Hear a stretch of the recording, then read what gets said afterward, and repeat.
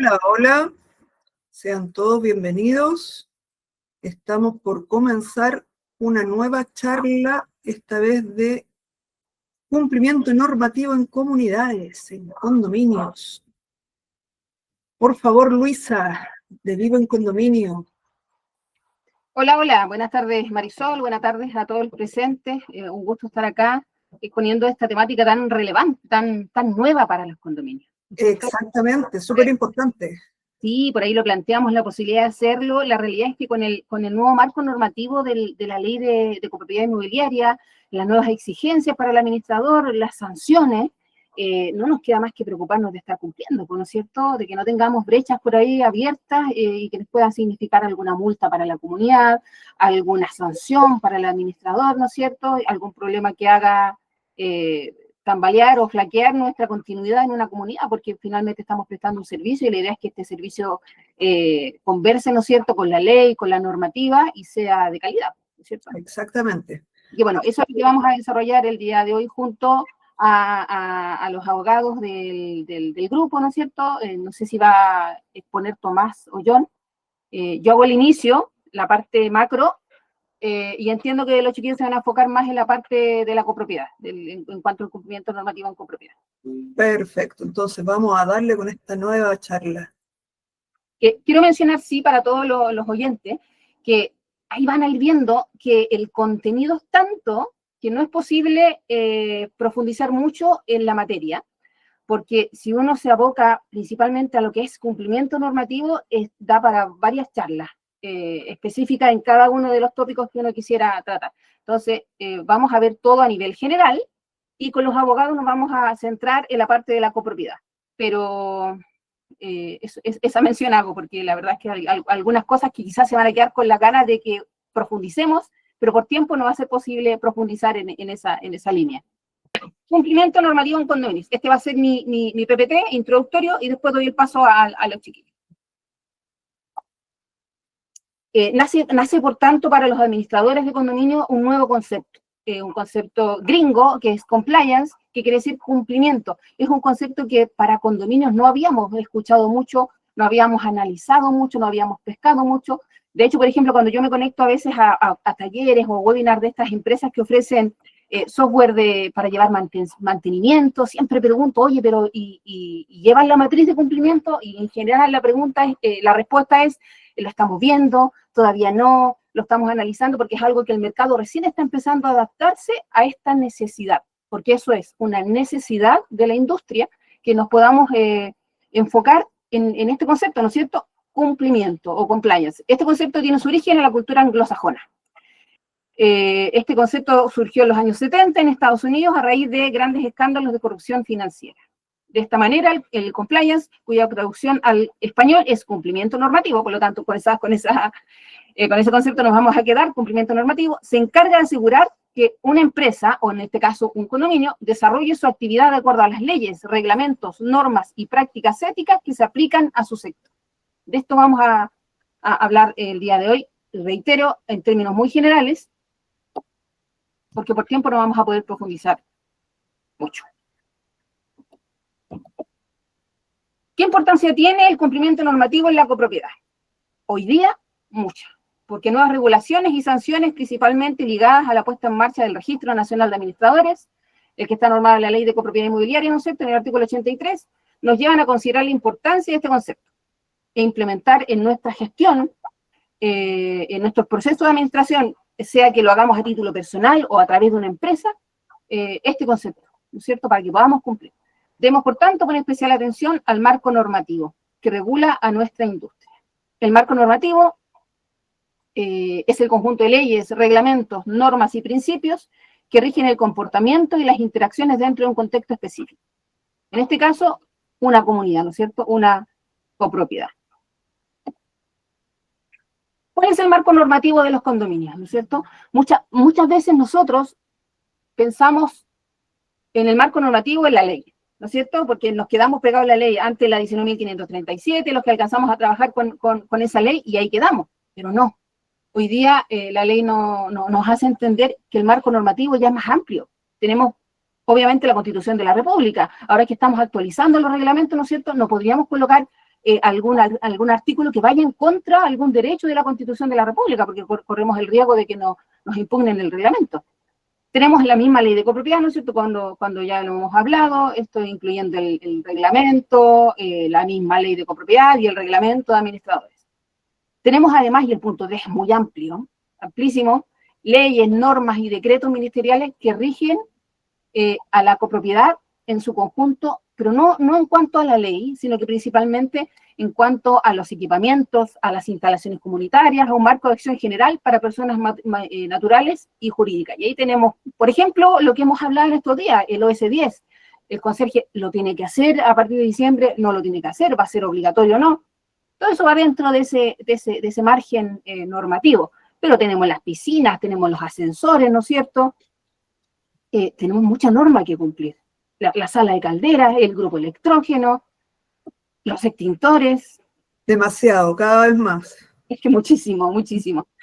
Y otro marco normativo, Código del Trabajo, ¿no es cierto? Este establece las bases para la relación laboral entre la comunidad y sus empleados. Por lo tanto, podríamos hacer solo una charla del cumplimiento normativo de la copropiedad en cuanto al Código del Trabajo, ¿no es cierto? Claramente sería solo una charla. Y también nos faltaría quizás tiempo. Eso es a nivel general.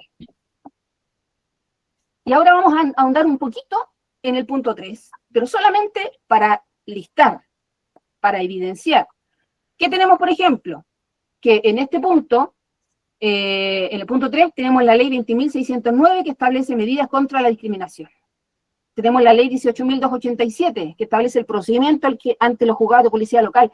Una ley que un administrador, en forma sugerida, debiera manejar, debiera saber, para ver cómo se hacen las denuncias, en qué momento se hacen, bajo qué situaciones puedo actuar sin abogado, bajo qué situaciones debo tener un abogado, ¿no es cierto? Pero tenemos muchas otras leyes, ¿no es cierto? La ley 19.628 sobre protección de la vida privada, esta ley prontamente va a cambiar a fines del año que viene, se modifica, tiene cambios sustanciales, y también debiéramos estar al día en esta ley. Tenemos la ley que establece normas de inclusión, ¿no es cierto? La ley de tenencia responsable, también debiéramos saber cómo actuar frente al tema de las mascotas en los condominios, la ley de migración, la ley de identidad de género, pero tenemos decretos también, pues los que estamos hablando. Tenemos el decreto 47, ¿no es cierto?, que tiene que ver con la ordenanza general de la ley de urbanismo y construcciones, que también ahí a veces necesitamos consultarlas para hacer algunas dudas, sobre todo si nos objetan algo en la certificación de ascensores, tenemos que a veces estar ahí haciendo algunas consultas. Tenemos muchas, pues tenemos la ley 20.296, que establece disposiciones para la mantención e inspección periódica de los ascensores. Tenemos acta, ¿no es cierto? Tenemos el decreto 867, que todavía está vigente, que es el que tiene que ver con el tema del OS10 para el personal. Tenemos el decreto 209, que es el reglamento de piscinas de uso público. Tenemos el decreto 10 de las calderas, que también debiéramos manejar para saber que tenemos que hacer la certificación, ¿no es cierto?, de la declaración de emisiones, que tenemos que tener un operador de caldera. O sea, el marco normativo en cuanto al cumplimiento de leyes, normas y decretos ministeriales para la copropiedad en su conjunto, ya no solo para el administrador, es muy amplio, muy amplio. Y por eso esta charla tiene el enfoque de que analicemos la importancia de conocer respetar y resguardarnos en cuanto al cumplimiento normativo. Me quiero adelantar un poquito. Yo tuve una reunión con los chiquillos con los abogados que van a exponer la otra parte, la parte más profunda, y me enseñaron un concepto que yo quedé en éxtasis, me encantó. Lo acuñé. Se llama cimentar la prueba. Cimentar la prueba. ¿Qué quiere decir? Que cuando en ciertas situaciones, cuando tenemos un riesgo de incumplimiento, o un riesgo de una demanda, un riesgo que nos puede afectar judicialmente, allanemos el camino para tener una prueba o una forma de defendernos. Y la idea es que, como conclusión de esta charla, nos quedemos con eso, con esa necesidad de siempre estar cimentando la prueba para resguardarnos nosotros, para resguardar nuestro trabajo, para que después el administrador no tenga inconvenientes por una multa cursada y después se la quieran imputar a él porque no cumplió. Y siempre este administrador tenga el respaldo de que sí hizo la gestión de informar que había que contratar a un operador de caldera, por ejemplo, pero que fue el comité el que no quiso. O sí informar que había que hacer, no sé, la inscripción de la piscina en la Ceremi que no se había realizado. Bueno, y eso es lo que también los chiquillos van a dejar ahí en el aire para que nos podamos resguardar en ese aspecto. Porque esto que menciono aplica en leyes, normas y decretos ministeriales, pero aplica también en la ley de copropiedad, pues aplica fuertemente en la ley de copropiedad, sobre todo en el marco del Registro Nacional de Administradores y eventuales sanciones. Entonces, bueno, esta es otra línea que debemos que estar atentos al cumplimiento normativo, ¿no es cierto? A todas las leyes, normas y decretos que rigen a la copropiedad, al personal, al equipamiento, al administrador, ¿no es cierto? En su conjunto. Y aquí hay varias otras, pues el decreto 44 que comenzó a regir este año apenas, la ley Karim que empezó el año anterior, hartas normas y decretos. Por ahí tenemos el tema de la higiene, de los ductos de basura, que hace poquito se hizo una charla sobre eso también, ¿no es cierto? Y que sale mencionado ahí, en la ley sale, es responsabilidad del administrador, y nosotros no teníamos ni idea. Claro, es como el tema de la inscripción de la carpeta cero, pues, también sale que es responsabilidad del administrador. Y hay condominios antiguos que ni siquiera la tienen, hay que crearla. Sí, ¿no? Sí, es complejo el tema de cumplimiento normativo, porque después uno empieza, es como una mochila que uno va abriendo y empieza a meter cosas, y después una mochila que prácticamente es muy difícil de sobrellevar. Es que me estoy sintiendo apabullada. Y por eso es importante que seamos reactivos y proactivos también, que nos preparemos con anticipación. Bueno, y ahí después Tomás nos va a ayudar. No me queda claro si Tomás o John va a ser quien va a exponer, pero ellos nos van a ayudar. Aquí lo voy a pasar rapidito porque claramente tenemos mucho cumplimiento normativo en los condominios, ¿no es cierto? Y yo he visto multas en condominios de 8 millones de pesos, 9 millones de pesos, 7 millones de pesos. Y aquí solamente quiero hacer el alcance de que la Dirección del Trabajo está súper buena para cursar multas y está muy rapidita para cobrarlas. Las multas rápidamente pasan a la tesorería da un par de meses y están embargando las cuentas corrientes de los condominios. O sea, el punto es que hacen la gestión muy rápidamente para que uno no se dé ni cuenta y en el banco aparece la multa. Me acaba de tocar. Embargo de cuenta o algo así aparece. Me acaba de tocar, venía de la administración anterior y resulta que la administradora se presentó al tribunal, digamos, en la citación, y al parecer dentro de la misma audiencia le dijeron tiene 10 días para contestar, pero ya está cursada la multa, pero tiene 10 días para contestar, pero parece que la administradora no se dio cuenta porque no presentó ningún documento, nada, y se quedaron con la idea de que tenían que llegarle una citación. Tenía que llegarle documentación y ahí ellos tenían que responder en una nueva audiencia. Y nunca fue. Sí, y embargaron la cuenta 1.800.000, imagínate. No, de la nada. Si yo este año he visto multas bien altas y así de la cuenta de una. Ya es complicado porque, claro, hay comunidades que a lo mejor podrían tener una espalda buena para que no duela tanto, pero hay otras que... Es que de hecho fue más de la mitad del gasto común. Eso es el otro. Porque eran condominios chicos. A mí me gustaría que en algún momento se pueda conversar con la autoridad, porque lamentablemente, y esto siempre lo digo, el Estado, y ni siquiera este gobierno, el Estado con los condominios, tal cual como lo dijo el ministro cuando presentó la ley de copropiedad, el Estado con los condominios nunca han tenido cercanía, porque el Estado siempre ha sido una industria que ve de lejos. Entonces nunca han hecho nada enfocado en el condominio, que lo beneficie. Entendiendo las dificultades de cada condominio también. Claro. Por ejemplo, el tipificador de multas, que también por ahí hago la consideración en la presentación, que es algo que deberíamos manejar, pues saber más o menos, y uno coloca en Google tipificador de multas y sale exactamente cuáles son las multas. Ese tipificador no distingue, por ejemplo, de empresas con fines de lucro y sin fines de lucro. Distingue solamente por cantidad de trabajadores, empresa pequeña, mediana, grande. Y obviamente un condominio no tiene la misma espalda que un retail, pues. En cuanto a lucas, duele bastante más. Y bueno, es parte de lo que esperamos que pueda mejorar. Entonces, tenemos otra arista del cumplimiento normativo, el Código del Trabajo, ¿no es cierto? Que tenemos que analizar, siempre cuidar, siempre respaldarnos de que se esté respetando, y reitero, solo este punto da para una charla especial, pero en este caso el punto que más vamos a profundizar es la ley de copropiedad. Perfecto. Consecuencias de infracciones al marco normativo para la comunidad, ¿no es cierto? 1. Multas e intereses para la comunidad. La comunidad puede recibir diversas multas por incumplimientos al marco regulatorio. Esto por incumplimiento de leyes, decretos o regulaciones ministeriales. Podemos mencionar multas de la ADT, que ya dijimos que son bastante altas, multas e intereses por impuestos internos, multas de la SEC, multas del juzgado de policía local, multas e intereses previsionales, que son altísimas, multas de la Seremi, por ejemplo. Efectivamente, existen consecuencias para la comunidad por infracciones al marco normativo. ¿Qué más tenemos? Imposibilidad de funcionamiento por incumplimiento.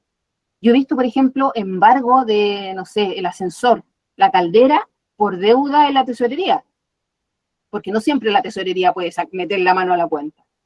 Y eventualmente también alguna imposibilidad de funcionamiento porque la comunidad tenga algún problema de incumplimiento. Hace poco me tocó, termino con esto y me parece que alguien quería hacer un comentario. Sí. Hace poco me tocó ver un condominio en la quinta región que tuvieron 2 accidentes graves en forma consecutiva. Uno, un nochero se quemó porque se quedó dormido, se le incendió la parca y se quemó. Y al poco tiempo después, un trabajador sobre un andamio cortando unas palmeras se cayó. Accidente grave. Entonces, en ambos casos, debido a que fueron accidentes graves y ocurrieron con mucha cercanía uno de otro, derechamente la DT decretó imposibilidad de continuar faenas. O sea, esos trabajadores no pudieron seguir trabajando en esas condiciones, hasta revisar toda la forma en que estaban trabajando. Así que también tenemos imposibilidad de funcionamiento por algún tipo de incumplimiento. Y finalmente, con esto cierro, embargo de bienes, ¿no es cierto? Y esto ya lo conversamos. Ante morosidades, sobre todo de alto valor, la comunidad podría ser embargada. Esto mediante embargo de cuenta corriente o de bienes de la comunidad como ascensores o calderas. Dejo abierto el micrófono porque alguien parece que quería hacer un comentario. Sí, tenemos aquí una mano levantada de outsourcing limitada. Sí, hola, buenas tardes. Hola. Miren, les quiero comentar algo que me pasó en todo lo que dice Luisa de las multas y todo eso.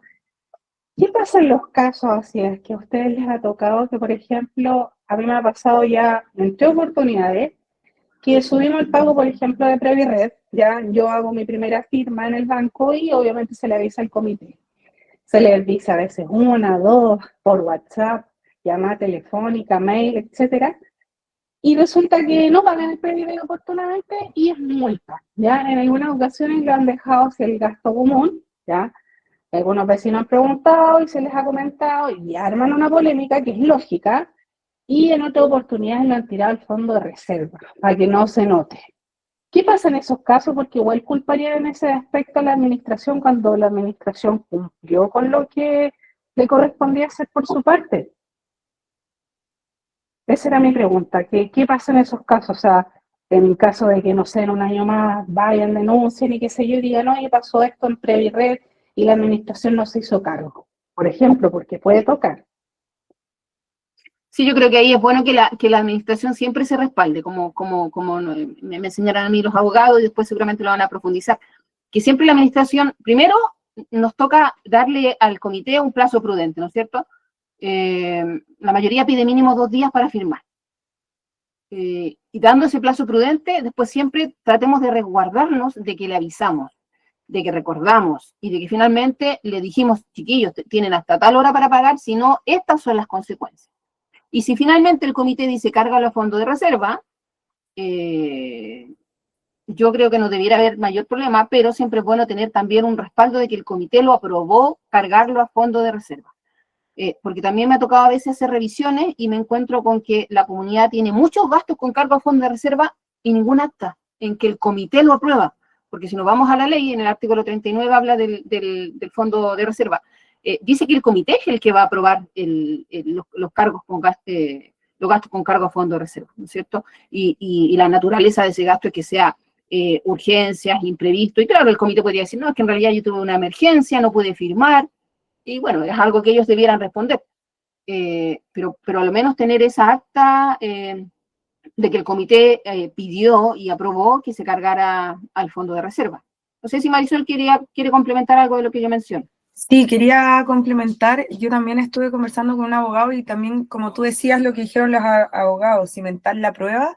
Es importante también que todas estas decisiones idealmente sean ante notario o que guardemos una copia digital, porque pasa que el libro se va con el presidente y el libro se puede perder.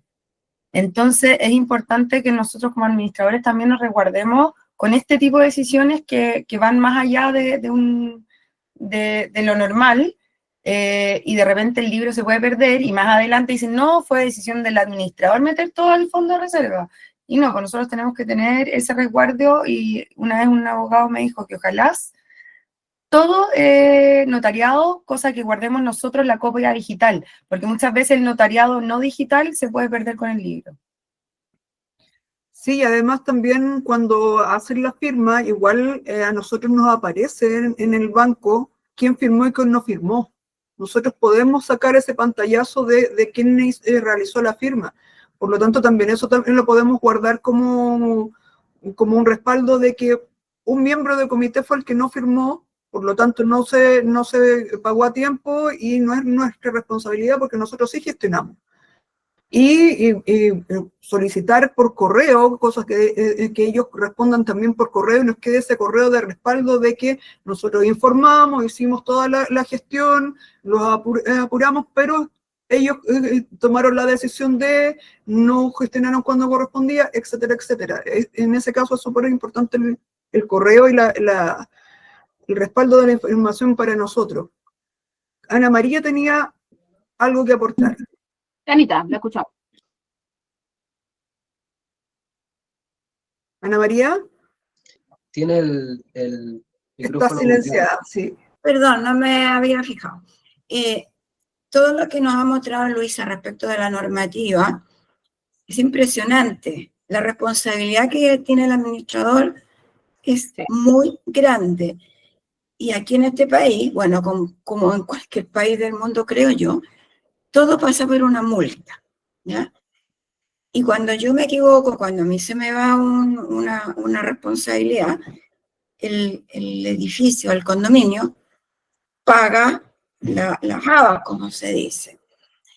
Por otro lado, advierto también que a nosotros se nos ha venido un trabajo extra, porque en el pasado siempre hemos cumplido con la ley, pero ahora como la cosa está más complicada, se nos viene un trabajo extra y es lo que tú decías. Tengo que respaldarlo todo. Sí. Una colega por ahí sugería, cuando mandes un correo, mándatelo con copia a tu correo personal. Porque ¿qué es lo que pasa? Si yo tengo un correo, trabajo con un correo del condominio, yo me voy y todo mi respaldo se quedó allá y no tengo acceso. Lo otro, esto de hacer una copia notariada, yo me imagino que debe ser para cuando la cosa es muy gorda. Por ejemplo, voy a cambiar la reja, ¿ya? Que me cuesta 20 millones de pesos. ¿Por qué? Porque ¿sabes qué pasa? Que pero muchas veces me dices al comité, mira, tenemos que gastarnos 3 millones de pesos por decirte algo en limpiar las verticales. Ah, no, eso no es tan importante. Pero ¿cómo que no es importante? ¿Se puede negar todo el segundo piso? No, pero lo dejamos para otro día. Bueno, para otro día se inunda el segundo piso, tienes que pagar el hotel del residente, todas las alfombras, si se le mojaron los muebles también, y es un costo importante y la vertical la tienes que limpiar igual. Entonces, ese tipo de cosas, el comité te dice, no, todavía no, respaldado, porque el día de mañana van a decir, mira el administrador, nos limpió aquí, nos cayó un extra costo enorme. Entonces, el respaldo es, en este minuto, una doble pega para nosotros, pero fundamental. Voy a contar algo chiquitito y lo que yo hago también con los WhatsApp. Yo en la reunión de comité todos los meses hago como un registro de todo el WhatsApp que escribimos para que me lo firmen ahí. Entonces hago como el resumen de todas las decisiones que se tomaron por WhatsApp, de repente, que es una herramienta muy del día a día. Hago eso. Mire, buen dato, yo también ocupo harto el WhatsApp y no se me había ocurrido eso. A mí tampoco se anota. Sí, queda registrado. Check, check. Ya, consecuencias de infracciones al marco normativo para el administrador. Multas, ¿no es cierto? Tanto el Ministerio de Vivienda como el Juzgado de Policía Local pueden establecer multas en dinero a asumir por el administrador en caso de incumplimiento. Además, estas sanciones por infracciones al reglamento del registro de administradores quedarán registradas en la hoja de vida del administrador, lo que sin duda dificultará y afectará los antecedentes del administrador. Además, tenemos la posibilidad de que este administrador sea suspendido temporalmente del Registro Nacional de Administradores o incluso en forma permanente, lo que le traería la imposibilidad de ejercer como administrador. ¿Ya? Con esto termino mi parte, ¿no es cierto? Y dejo ahora a Tomás para que pueda seguir la otra parte de esta charla. Hola, Tamara. Muchas Hola. gracias, Lisa. Buenas tardes a todas, espero estén muy bien, un gusto saludarlos. Igualmente. Tomás Godoy, como bien sale ahí, a mí nos contactaron junto con nuestro equipo para poder hacer esta charla de cumplimiento normativo específicamente enfocado en la ley de copropiedad, ¿ya? De todas formas, igual nosotros tocamos algunas aristas que son propias de la ley y, digamos, de su giro, digamos, rutinario que tiene, que son más que las que uno las ve más directamente, como puede ser el derecho laboral, y como también puede ser, por ejemplo, el tema de cobranzas judiciales, ¿ya? Entonces, el PPT está más o menos armado así, desde esa perspectiva, y todos los temas que vamos a ir viendo tienen al final algo que nos comentó Luisa, que en la última reunión que tuvimos, que lo decidimos aplicar muy bien, que es darle a ustedes alguna herramienta o mecanismo para, en caso de que hayan algunos incumplimientos por parte del comité o que ustedes vean que a lo mejor podrían tener algún grado de responsabilidad con alguna diligencia, poder ustedes, digamos, reparar o poder enmendar el camino o poder, digamos, el buen chileno lavarse las manos y que ustedes no se vean complicados con estas responsabilidades y obligaciones que ustedes tienen, ¿ya?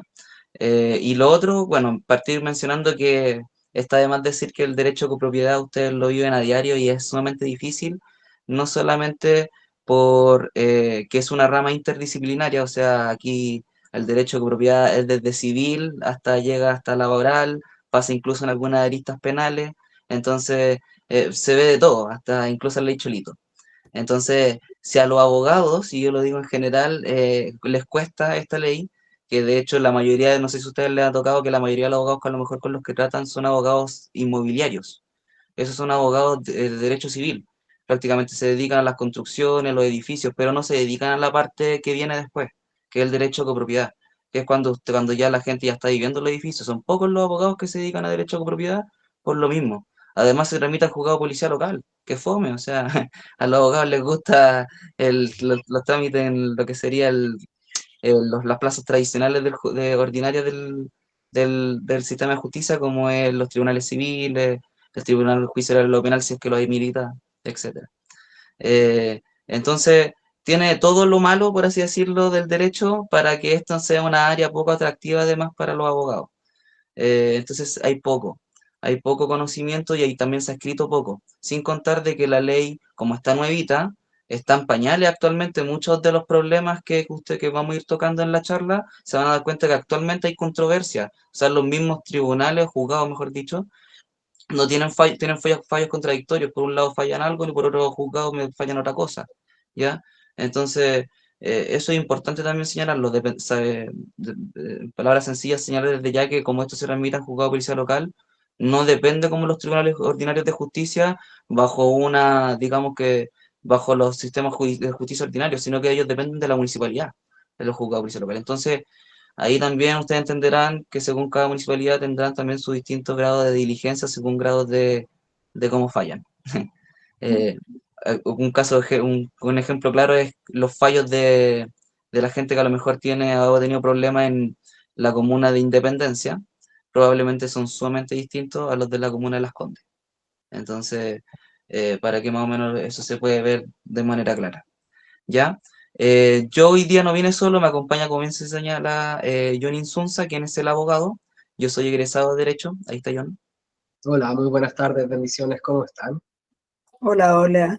Veo que todas son expertas acá en administración de ley de copropiedad. Yo, si bien es cierto, soy abogado, me especializo en juzgado policial local. Esta es la ley 18.287, como se nombró, y si justamente se trata de procedimientos ante los juzgados policial local, como bien dice Tomás, está bajo la administración de la municipalidad, y también, como bien dijo Tomás, los jueces fallan conforme al criterio de la sana crítica.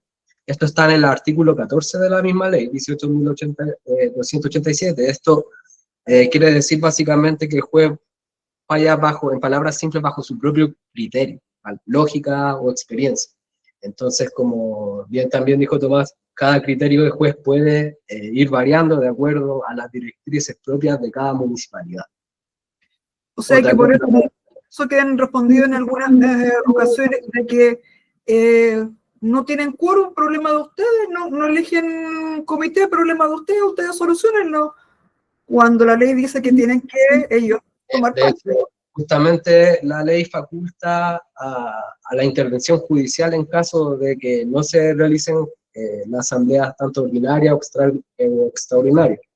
Hay facultades para intervención judicial, entonces sí, el juez debería y está obligado por ley a resolver. Pero en la práctica esto muchas veces no se respeta. Incluso como son con recursos municipales, muchas veces el juez no conoce toda la causa, sino que la llevan los mismos actuarios, que hacen las bases de personas, son funcionarios públicos que llevan los expedientes, y en la práctica el juez simplemente coloca la firma. O a veces va como inspección personal del tribunal a la copropiedad, pero la mayoría de las causas él no la conoce o no la vive cercana, ¿ya?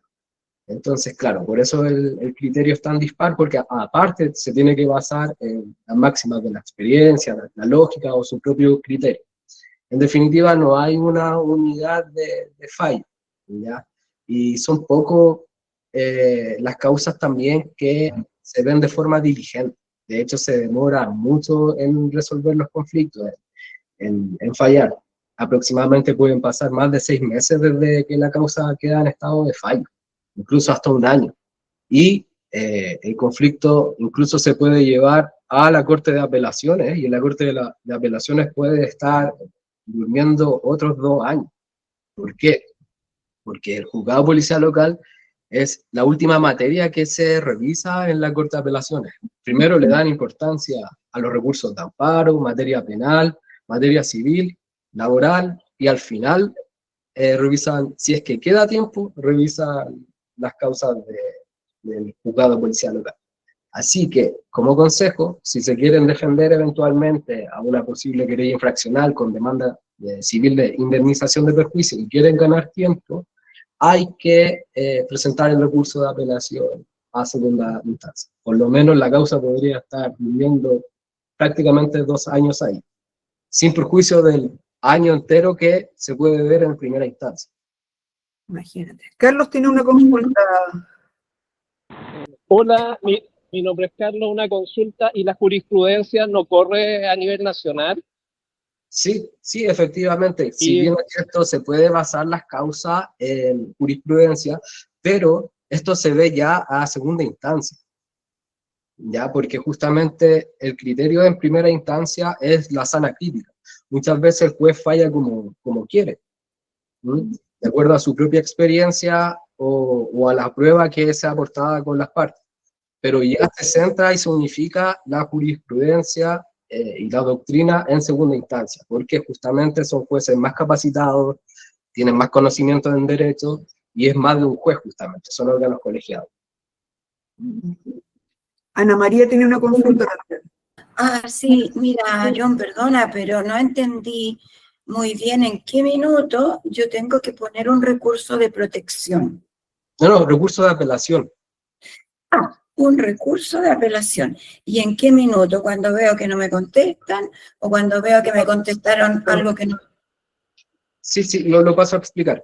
Una vez que el juez dicta sentencia en primera instancia, se notifica a todas las partes tienen un plazo de 5 días para presentar el recurso de apelación en el mismo juzgado de policía local y ese recurso de apelación se eleva a la Corte de Apelación. Muchas gracias. Ya. Del el slide nomás. Vamos directo. Y ahí está todo el equipo. Bueno, los dos, yo con Joaquín somos los dos egresados de la Universidad de Chile, todavía no somos abogados, por si acaso, para que queden claros. El abogado con el que trabajamos es John, junto con Juan Reyes, que lamentablemente todavía no nos acompaña.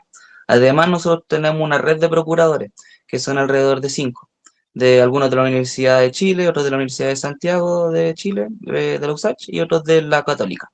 Entonces, la idea es que a medida que los estudiantes desde segundo y tercer años que tienen yo postulante y que son procuradores puedan empezar a tener algo que no tienen en la universidad, que es práctica. Entonces nosotros les enseñamos desde que están, digamos, en la universidad, cómo hacer escrito y los vamos ayudando también en este proceso para que después, cuando ellos tengamos abogados en el día de mañana, abogados que tengan práctica, tengan el derecho y tengan también conocimiento y materia para poder llevar adelante clientes.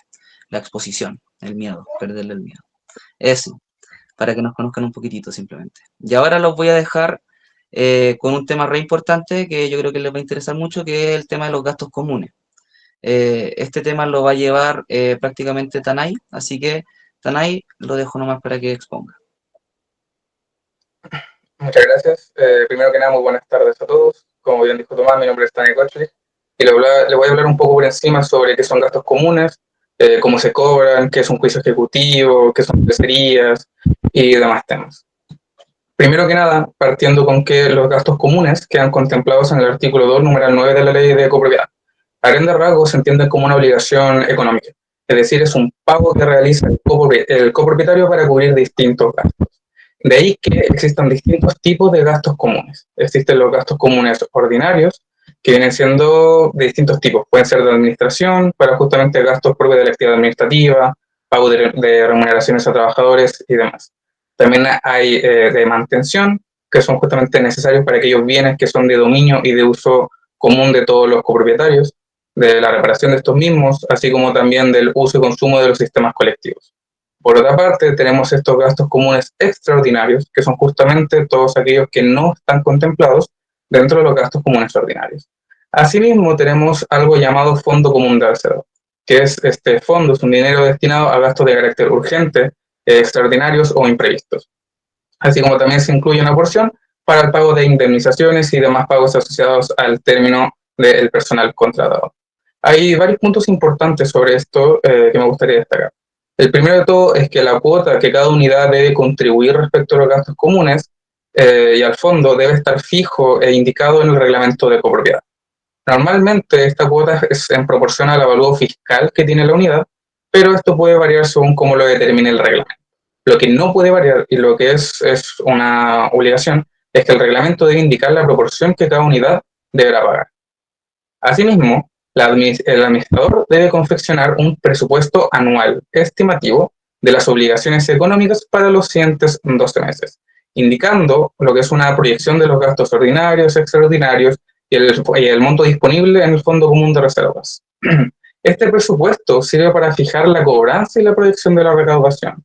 Ahora, si bien el presupuesto es confeccionado por el administrador, este debe de remitirlo al comité de la administración y al domicilio o correo electrónico de cada copropietario, siendo finalmente el comité de la administración a quien le corresponde aprobar dicho presupuesto, sin perjuicio de la necesidad de adoptar el respectivo acuerdo en la asamblea de copropietarios, en caso de que el presupuesto contemple alguna de las materias propias de la asamblea.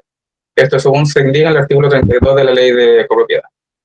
Finalmente, con esta parte introductoria, mencionar que tanto la ley como el reglamento exigen que haya una contabilidad clara y una rendición de cuentas. Es decir, el administrador debe llevar una contabilidad actualizada, con el desglose de la recaudación por gastos ordinarios, extraordinarios, multas, etc. Y presentar así la rendición documental ante el comité y la asamblea, además de dejar a su disposición la cartolas bancarias y la verificación de gastos. Ahora, yendo a un punto un poco más complejo, y es el proceso general de cobranza de gastos comunes. El primer punto a mencionar es que el administrador es quien cuenta con la facultad y quien debe efectuar dicho cobro así como emitir el aviso de cobro. Esto conforme al reglamento y los acuerdos que se hayan dado en la Asamblea. El aviso de cobro mencionado debe indicar distintas cosas, como puede ser la proporción que corresponde pagar, el fondo de reservas, intereses, multas, etc., así como también detallar los ingresos y egresos y el saldo de la caja. Esto se contempla en el artículo 31 de la Ley de Copropiedad. Ahora bien, si una deuda es superior a 3 meses, el administrador podrá aplicar a su vez a premios y deberá hacérselo saber al comité, siendo el comité finalmente quien debe decidir cómo se procederá respecto a esta deuda en cuestión, salvo que esta facultad se le haya delegado al administrador con posterioridad. Asimismo, la Ley de Copropiedad dispone reglas especiales sobre cómo se debe realizar la notificación del requerimiento de pago y de la orden del pago. La notificación debe hacerse de forma personal o por cédula, es decir, al domicilio del deudor que se encuentre en mora, que está ya registrado en la administración. A falta de este domicilio será en el de la unidad correspondiente. Ahora bien, este mencionado aviso de cobro, así como otros documentos de la comunidad, siempre que estén firmados, ya sea de forma presencial o electrónica, por el administrador, tendrán mérito ejecutivo para su cobro. Es decir, constituyen un título ejecutivo. Ahora bien, ¿qué es un título ejecutivo? A grandes rasgos, es un documento que acredita la existencia de una obligación que es clara, líquida y actualmente exigible. Esta misma permite al acreedor exigir forzosamente el cumplimiento de la obligación o el pago de la deuda a través del llamado juicio ejecutivo.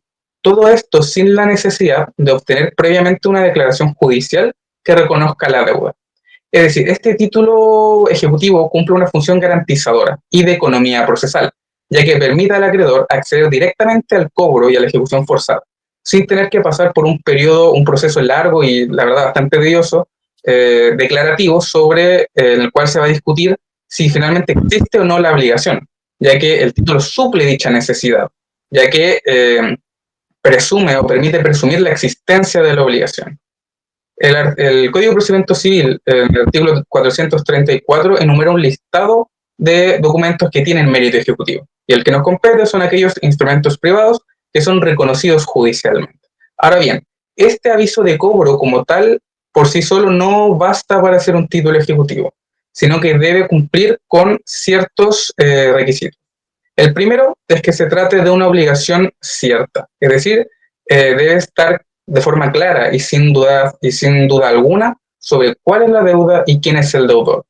Segundo requisito es que la deuda debe ser exigible, es decir, la obligación debe estar vencida. No puede estar sujeta a un plazo o una condición que no se haya cumplido. Otro requisito es que esta misma obligación debe ser líquida, es decir, debe estar claro el monto de la deuda en cuestión.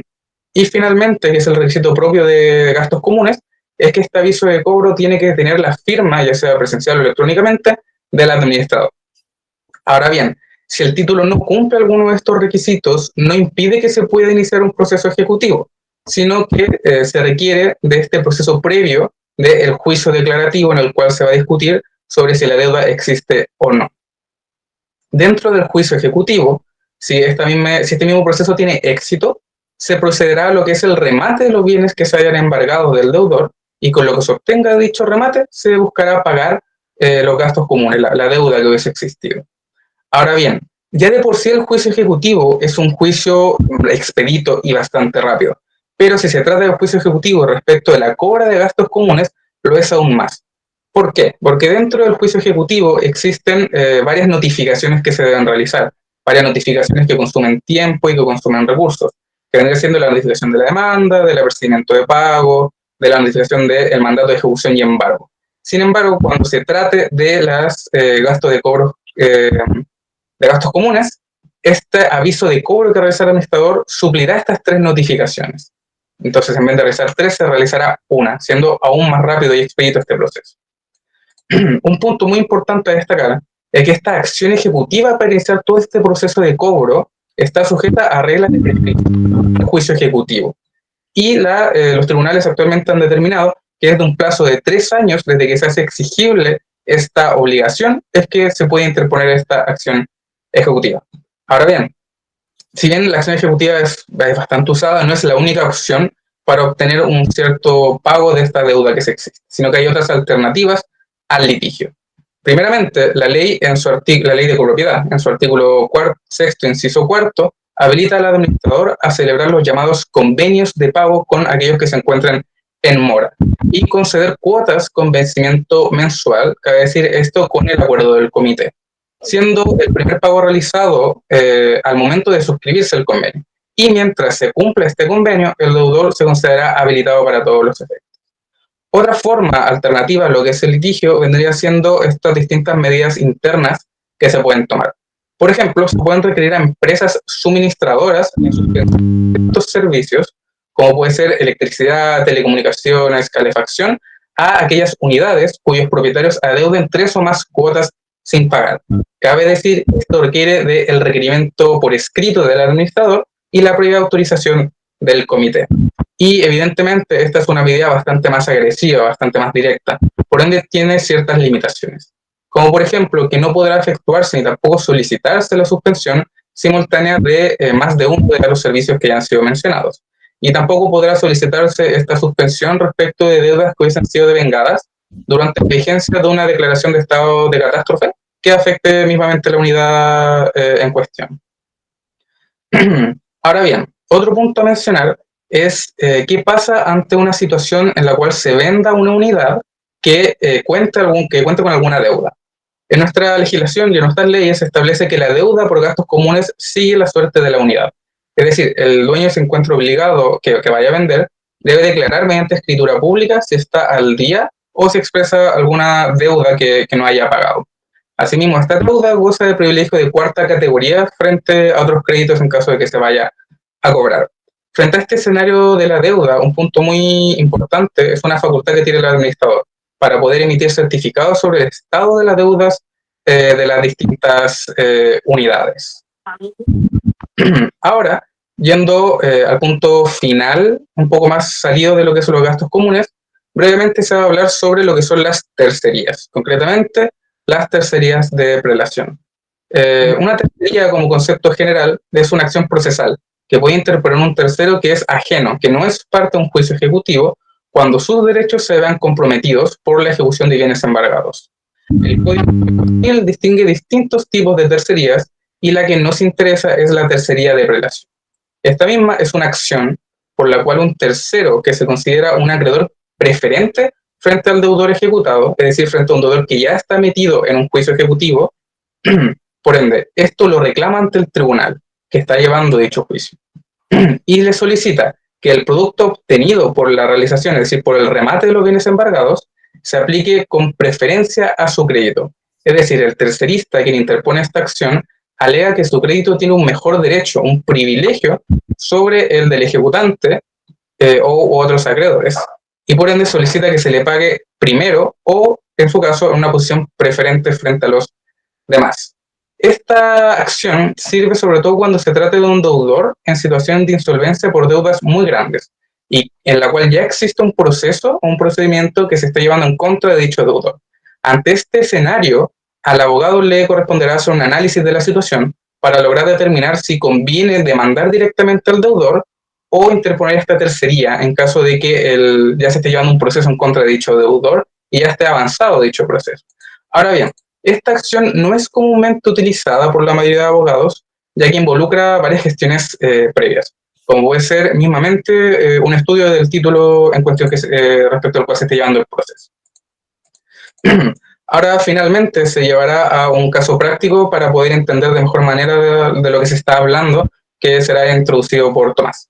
Así que, adelante, Tomás. Muchas gracias, Tenay. Quedó clarísimo por ahí muy bien tu exposición.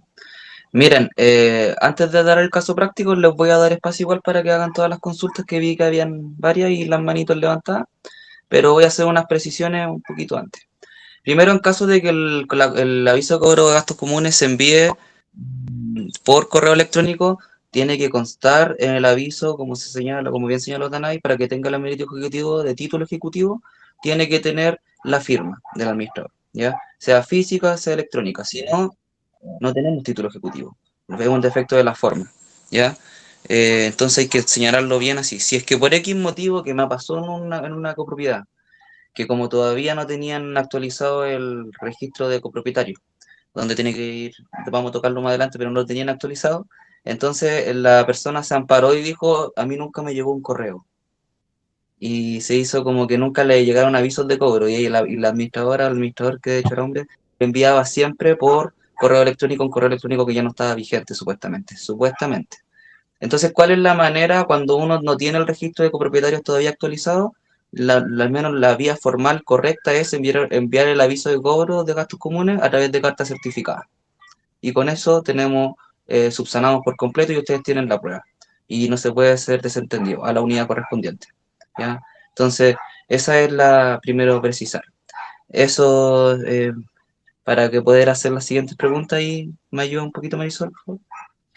Mire, tenemos varias preguntas en el chat porque bajaron. Mira, Ana María quiere hacer su consulta y. Sí, la consulta mía es la siguiente. En la ley 21.442 introdujo un nuevo concepto para los gastos y habla no de gastos comunes, sino de obligaciones económicas, dentro de la cual los gastos comunes son una parte. Están los gastos comunes, el fondo de reserva, las multas, los arriendos de espacios comunes, etc. Cuando yo tengo que enfrentarme a un cobro por mora, me tengo que referir exclusivamente a los gastos comunes o a toda la obligación económica. Muy buena precisión, estimada. De hecho, como usted bien señala, el macro de la copropiedad es la obligación económica. Y ahí tenemos todo, tenemos las multas, tenemos el fondo de reserva, tenemos los gastos comunes. Cuando yo demando gastos comunes, únicamente, y ahí viene el desglose que ustedes, los administradores, realizan cuando envían la cartola a cada unidad, cobrando. En ese desglose aparece los ingresos y egresos tanto de la unidad como, las multas y el cobro particular de la unidad, como también digamos, el espectro general de la copropiedad. Entonces, cuando uno tiene ese trabajo y lo envía de esa forma ¿cómo se llama? ¿Residente? Claro, se lo envía de esta forma al presidente y se ve así, el aviso de cobro de gastos comunes cuando se emite, ya no hay un problema como tal, porque al final del día el cobro que se hizo de los gastos comunes estaría en forma, o sea, no habría un problema, simplemente uno demanda el gasto común. Distinto de si, por ejemplo, la persona incurrió, además de ver el gasto común, incurrió en infracciones del reglamento de copropiedad.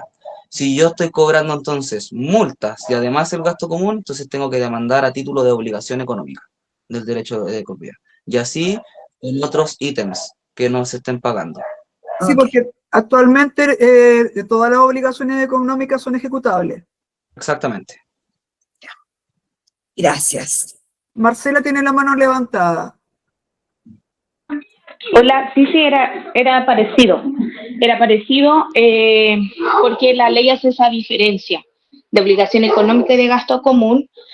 Y, o sea, lo mismo, o sea, si un copropietario paga, ¿verdad?, íntegramente solo el gasto común, pero deja sin pagar lo que es las multas, fondo de reserva, todo lo que encierra a la obligación económica, pero sí paga el gasto común. Primera pregunta, ¿se le podría cortar ya sea la luz o el cable, o si se le podría efectuar una demanda? ¿Por qué? Porque él sí paga el gasto común, pero no paga la obligación económica completa. Ya, una cosa, el tema del corte de suministro únicamente para el tema de los gastos comunes o del fondo de reserva en su respecto, porque va incurrido junto con el porcentaje que va sobre el gasto común. Ahora, con el tema de las multas, ahí no. El tema de las multas es algo interno que se tiene dentro de la copropiedad y que es un cobro que ustedes mismos pueden ir haciendo, digamos, en base a sus reglamentos. Ahora, según la cuantía de una UF. Entonces, eso es como más o menos a grandes rasgos lo que se puede hacer, pero no se podría por temas de multa. ¿Ya? Bueno, Carlos, tienes tu mano levantada. Ya, hola, mi consulta es la siguiente. ¿Qué sucede? No estoy diciendo el caso mío, pero en una comunidad, si un administrador primero sale en la boleta de cobro gastos comunes el nombre de la empresa a los siguientes meses sale el nombre de él como persona natural y constantemente está cambiando entre nombre de persona natural y persona jurídica en la boleta de los gastos comunes. ¿Tiene alguna implicancia eso? Efectivamente, podría incurrirse un defecto de forma y la persona podría decir que al final del día la persona que le está emitiendo el título no sería la persona que está firmando. Podría darse, digamos, les damos espacio para que alguien, un moroso, empiece a jugar, empiece a buscársela por aquí y por allá de que no quiere pagar. Entonces les damos como una especie de apertura para que un defecto de forma. Ahora, si la firma es la firma y siempre ha sido la misma, la verdad es que no debería haber mayor problema.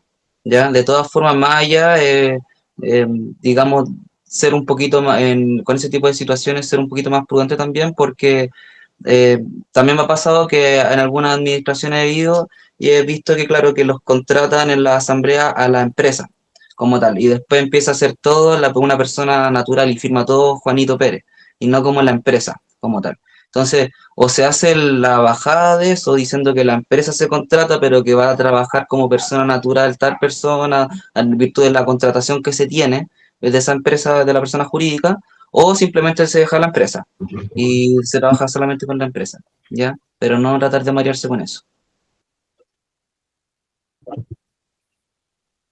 Morissette, ¿tienes una consulta? Sí, ¿cómo podemos entonces cobrar las multas y todas las otras cosas si no se puede como incluir dentro del corte? Porque finalmente el corte es el que ayuda un poco y presiona a que la gente pague. Por lo general, todo ese tipo de obligaciones económicas, bueno, la multa va a depender de la cuantía de la multa. La única vía al final, bueno, lamentablemente es demandando por vía civil. Ahora, ¿qué es lo bueno? ¿Qué es lo que explicó Tanay? Que usted, la demanda de gastos comunes o de obligaciones económicas en general en copropiedad es muy expedita.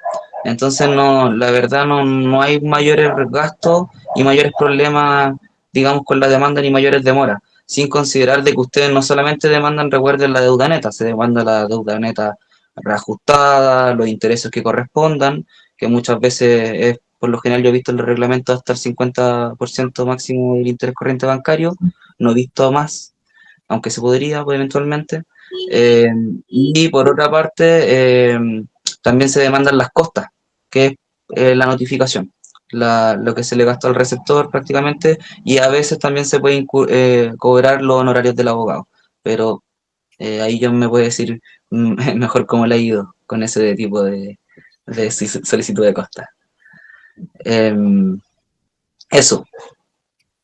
O sea, igual hay formas de cobrar ese tipo de deuda. Sí, y por lo general, de hecho, la gente, bueno, ustedes también me imagino que en su práctica lo saben mejor que yo, la gente que incurre en prácticas, digamos, contra el reglamento en reiterado, que tienen mayores multas, por lo general también son deudores, tienen esa relación. O sea, la gente que no tiene, digamos, un buen vivir en la copropiedad, por lo general también incurre en este tipo de incumplimiento. Entonces, acumular y ver hasta cuándo me conviene o me es factible poder demandar, ¿ya?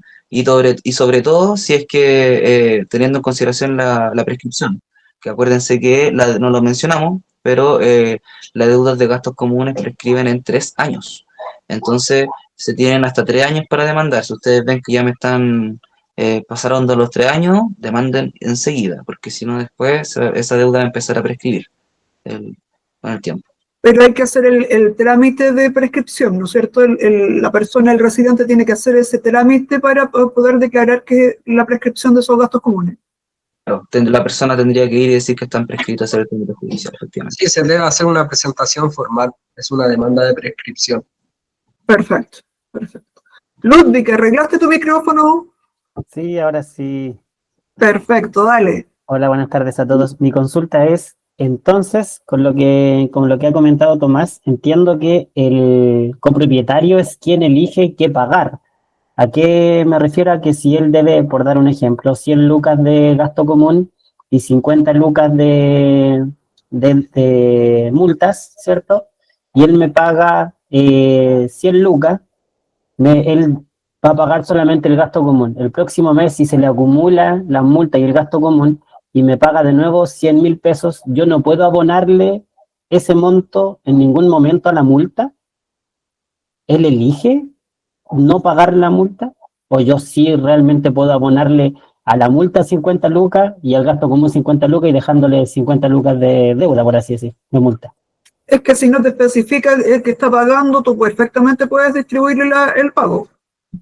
Exacto, y de hecho el pago se hace en ese caso, debería hacerse a través de periodos vencidos, o sea, desde la deuda más antigua en adelante. Si lo primero fue un gasto común y después viene una multa, así, y así uno avanza. Ah, perfecto, gracias. Carlos, tienes de nuevo la Sí, mano levantada. Mi consulta es la siguiente. ¿Qué porcentaje cobra un abogado por recuperar una deuda en promedio? De la deuda cuando se recupera. Eso va a depender del caso a caso y del honorario del abogado de forma individual, pero en regla general, por precio mercado, debería fluctuar entre el 20 al 30% de la deuda susceptible de prescripción. ¿Y parten por un costo fijo? ¿O siempre de acuerdo a la recuperación? Sí, es que como ya le mencioné, va a depender del criterio o la oferta que le haga el abogado. Ahora, por lo general, si lo queremos diferenciar, los estudios más grandes, si nos vamos a estudios bien grandes de abogados, cobran hasta en UTM, si no me equivoco, por tiempo, o en UF, no me acuerdo cómo, por el tiempo que tienen. Y ahí cobran, además de eso, el porcentaje contra resultado de lo que recuperan.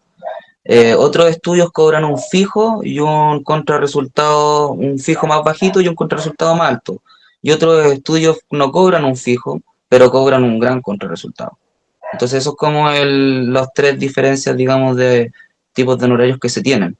Y claro, se cobra según la cuantía también. Es distinto cobrar el 20% de 2 millones al 20% de 20, no sé, 20 y tantos millones, 18 millones, lo que sea. Para adicionar un poquito más, hay abogados que cobran solamente a resultado del juicio, otros que se pagan solamente de las costas, hay otros que se pagan o ofrecen un servicio previo a iniciar el procedimiento, y también se puede pactar en cuotas mensuales.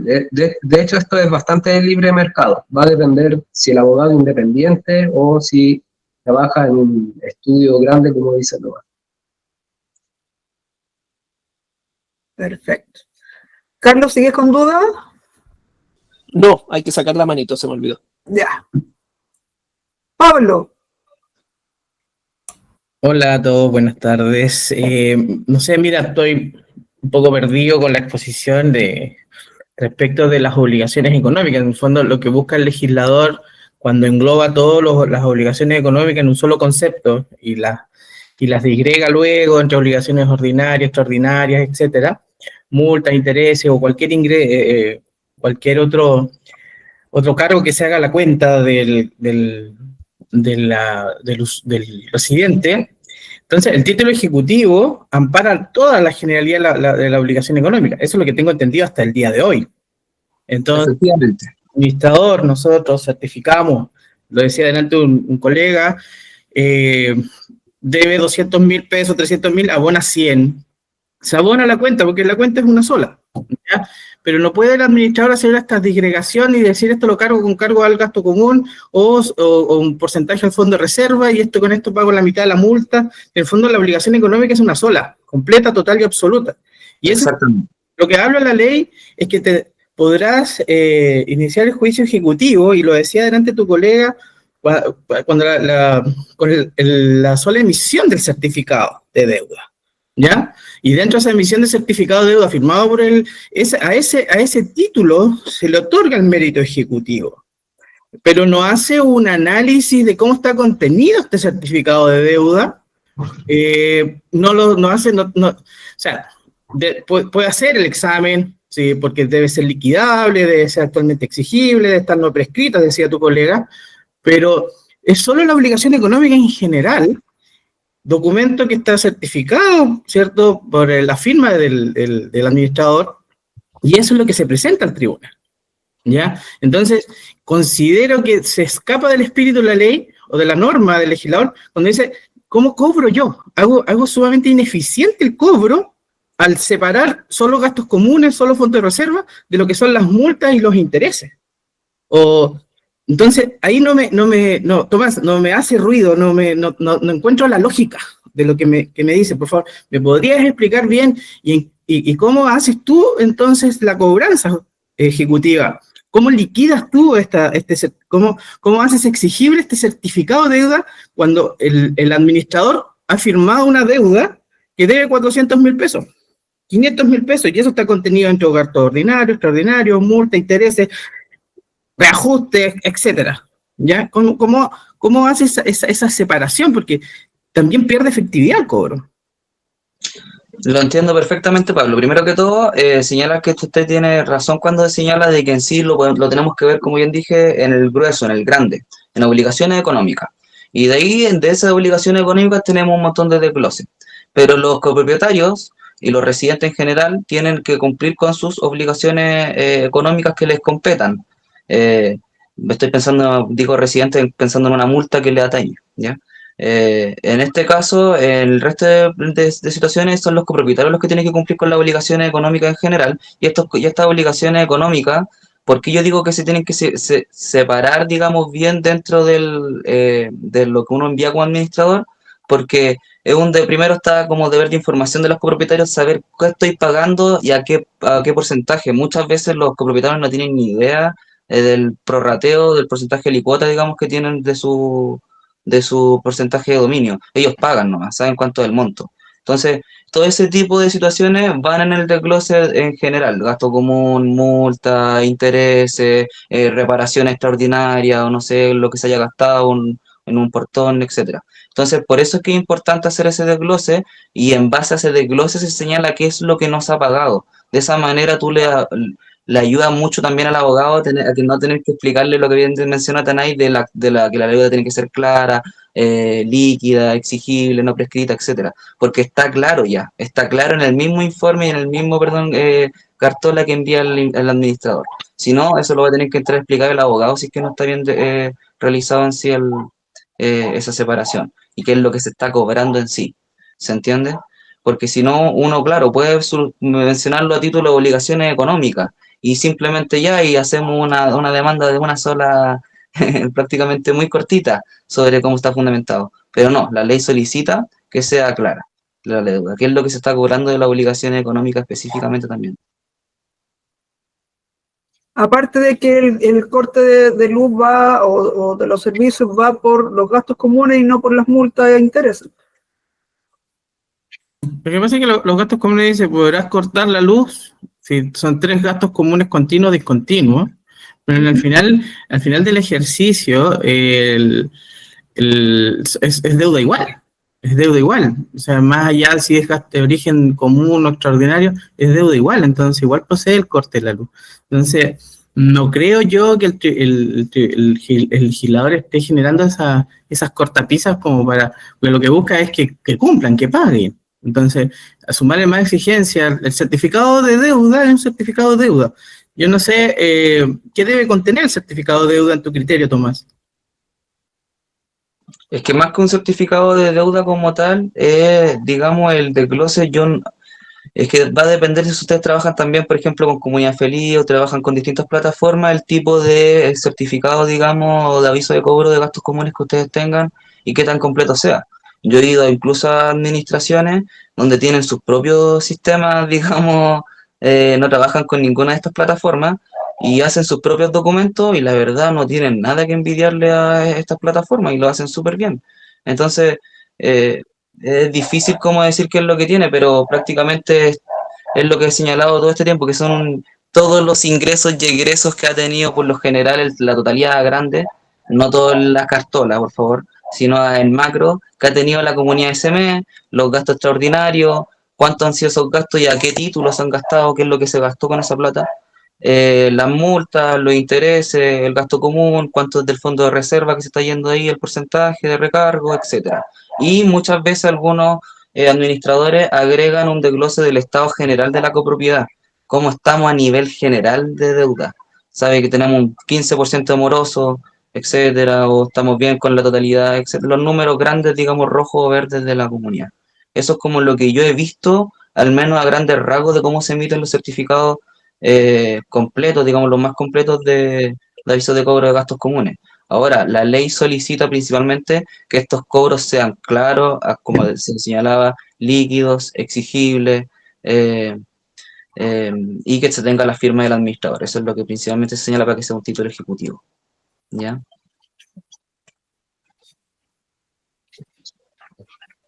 En la tercería, Tomás, delante estaban consultando en el chat por la tercería. ¿Qué significa la tercería? Ya, en palabras sencillas, una tercería aquí de prelación o de pago es cuando un tercero que tiene interés en un juicio, porque es acreedor de un mismo deudor, va y le dice, palabras sencillas, a ese tribunal en esa causa: oiga, mire, yo tengo aquí un crédito que es mejor o que se tiene que pagar preferentemente a ese. Por lo tanto, me pongo la filita, que no me pongo la fila, me pongo los primeros, revise mi título, el tribunal revisa el título, revisa que esté todo en orden y dice: perfecto, quédese esperando, porque cuando yo remate ahora en lo inminente a esta persona, o sea, le remate los bienes, a usted le va a llegar la platita directamente porque tiene un crédito preferencial. Esa tercería de prelación o de pago se ocupa muy poco, como dijo Nanay, porque involucra un estudio de título, involucra ir al conservador, pedir el certificado de hipoteca y gravámenes, certificado de dominio vigente, meterse a saber el estado de los negocios del deudor, y además revisar todas las demandas que tenga civil. Y muchas veces los deudores insolventes tienen como unas 3 o 4, a veces más. Y entrar a revisar todas esas demandas y ver si es que algunos de esos deudores, que por lo general son bancos o instituciones comerciales, ver si alguna de ellas ya está, digamos, inminentemente al remate. Si es que ya, por ejemplo, le van a rematar y yo veo y ya propusieron las bases del remate y ya tiene hasta fecha esto, y va a ser fecha en 2 meses, no tengo para qué andar demandando. Tengo que presentar la tercería nomás y después yo quedo esperando cuando se remate el bien y me pagan. Y no tengo problema. En el caso de que no se remate la propiedad, sino que se vaya a rematar las partes, digamos, muebles de adentro de la propiedad, etcétera, y haya un arrendatario, ese arrendatario también podría presentar una tercería para proteger sus bienes, ¿verdad? Efectivamente, cuando hay adentro un arrendatario, se puede presentar una tercería de posesión o de dominio, según corresponda, que es prácticamente decir que los bienes que se están intentando embargar, yo tengo posesión de ellos o tengo el dominio, dependiendo corresponda. Si, por ejemplo, yo arrendo un departamento y todos los muebles que tengo adentro son míos como arrendatario, entonces no me pueden venir a embargar ningún bien mueble de adentro de la propiedad. Y ahí ese arrendatario tendrá que presentar esa tercería de dominio respecto a esos bienes. Perfecto. Entonces tenemos 2 tipos de tercería que podrían saltar en ese tipo de casos. ¿Alguna otra consulta?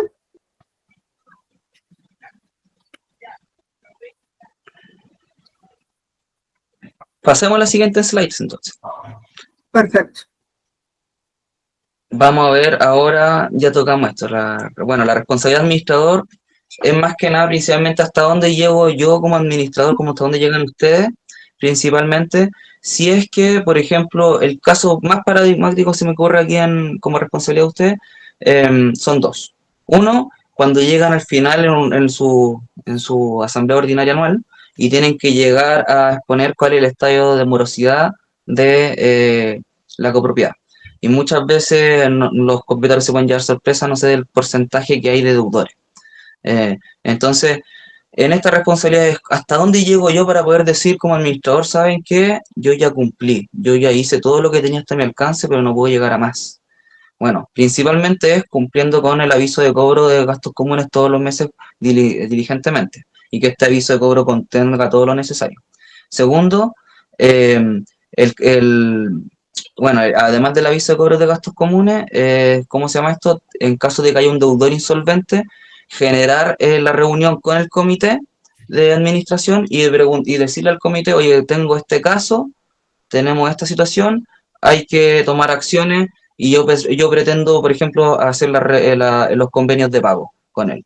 O lo voy a demandar directamente por, no sé, porque es lo que yo estimo conveniente. Elaborar un plan, una gestión respecto a ese deudor y comunicarle al comité. Esa comunicación y esa gestión tiene que quedar tanto en esa reunión, que acuérdense, después de esa reunión se le tiene que levantar un acta, entonces que queda después en el acta la gestión que ustedes se propuso, etcétera, que ustedes elaboraron, independiente si acepte o se rechace. Es simplemente la gestión activa de ustedes, ¿ya? Y después de eso, ustedes incluso se pueden proteger aún más, no con WhatsApp, porque son hoy en día mecanismos no formales de comunicación que la ley nos reconoce además. Los mecanismos que la ley siempre ha reconocido es el correo electrónico cuando está debidamente, digamos, respaldado, y por otra parte las cartas certificadas. Entonces, ustedes se quieren respaldar aún más, envíen un correo electrónico formal y quedan con la respuesta también ahí.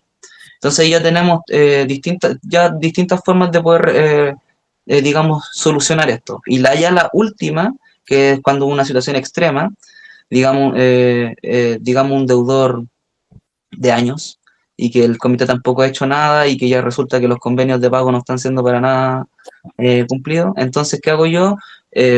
Prácticamente llevo a la situación cuidando la información privilegiada en todo momento respecto a los deudores que yo tengo, pero no en asamblea, sino con el comité, pero ya directamente para que esto se demande, se judicialice. O sea, esa ya es la situación y volver a respaldarse. Ya solicitar, porque ya prácticamente como administrador ya no me quedan herramientas. Ya la he agotado completamente todo lo que yo tengo. Incluso además ustedes, evidentemente, para los 3 meses pueden hacer el aviso, son gastos comunes de cortar los servicios, etcétera. Entonces, eso principalmente, ¿cómo se pueden respaldar? Son las vías, ¿ya? Y esto es cimentar la prueba, lavarse de a poquito las manos cuando ven que el comité es poquito activo, cuando ven que el comité no está haciendo las cosas, que esto va a llegar a una deuda enorme, y que al final me van a terminar preguntando a mí, oye, ¿cómo llegaste a 1 año de deuda? Bueno, ahí es cuando uno tiene que tomar estas acciones.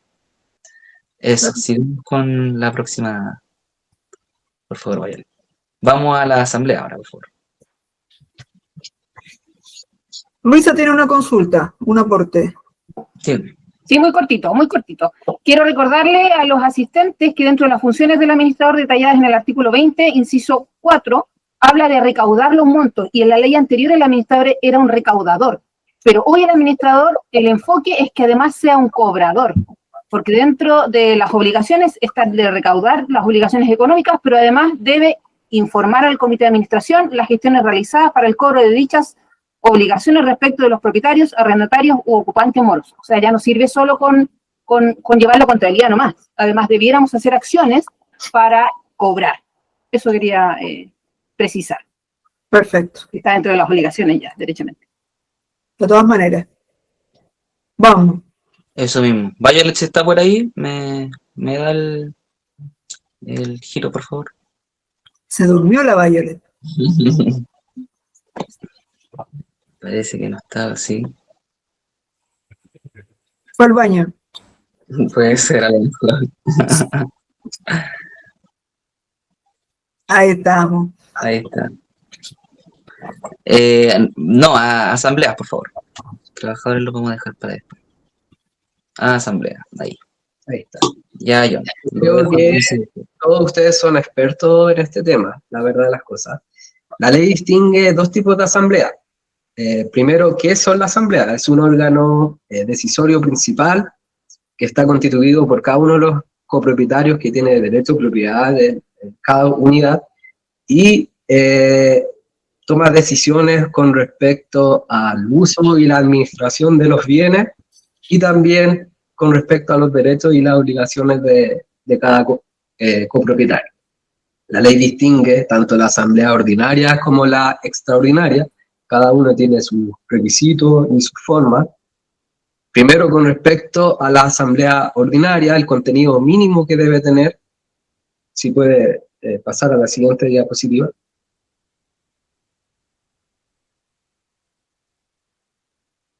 No sé si puede pasar Violet a la siguiente. Perfecto, muchas gracias. Con respecto al contenido mínimo, se cuenta anual, es la cuenta anual del administrador. Como bien saben ustedes, la asamblea ordinaria se debe realizar por lo menos legalmente una vez al año. En esta están los balances contables, respaldo, así como copia de estado de cuentas bancarias, los ingresos, los egresos, el presupuesto estimativo anual, también el estado de los seguros. Aquí hay una excepción porque para comprar o contratar seguros se debe citar a una asamblea extraordinaria, pero en la asamblea ordinaria al menos se revisan las cuentas con respecto al seguro.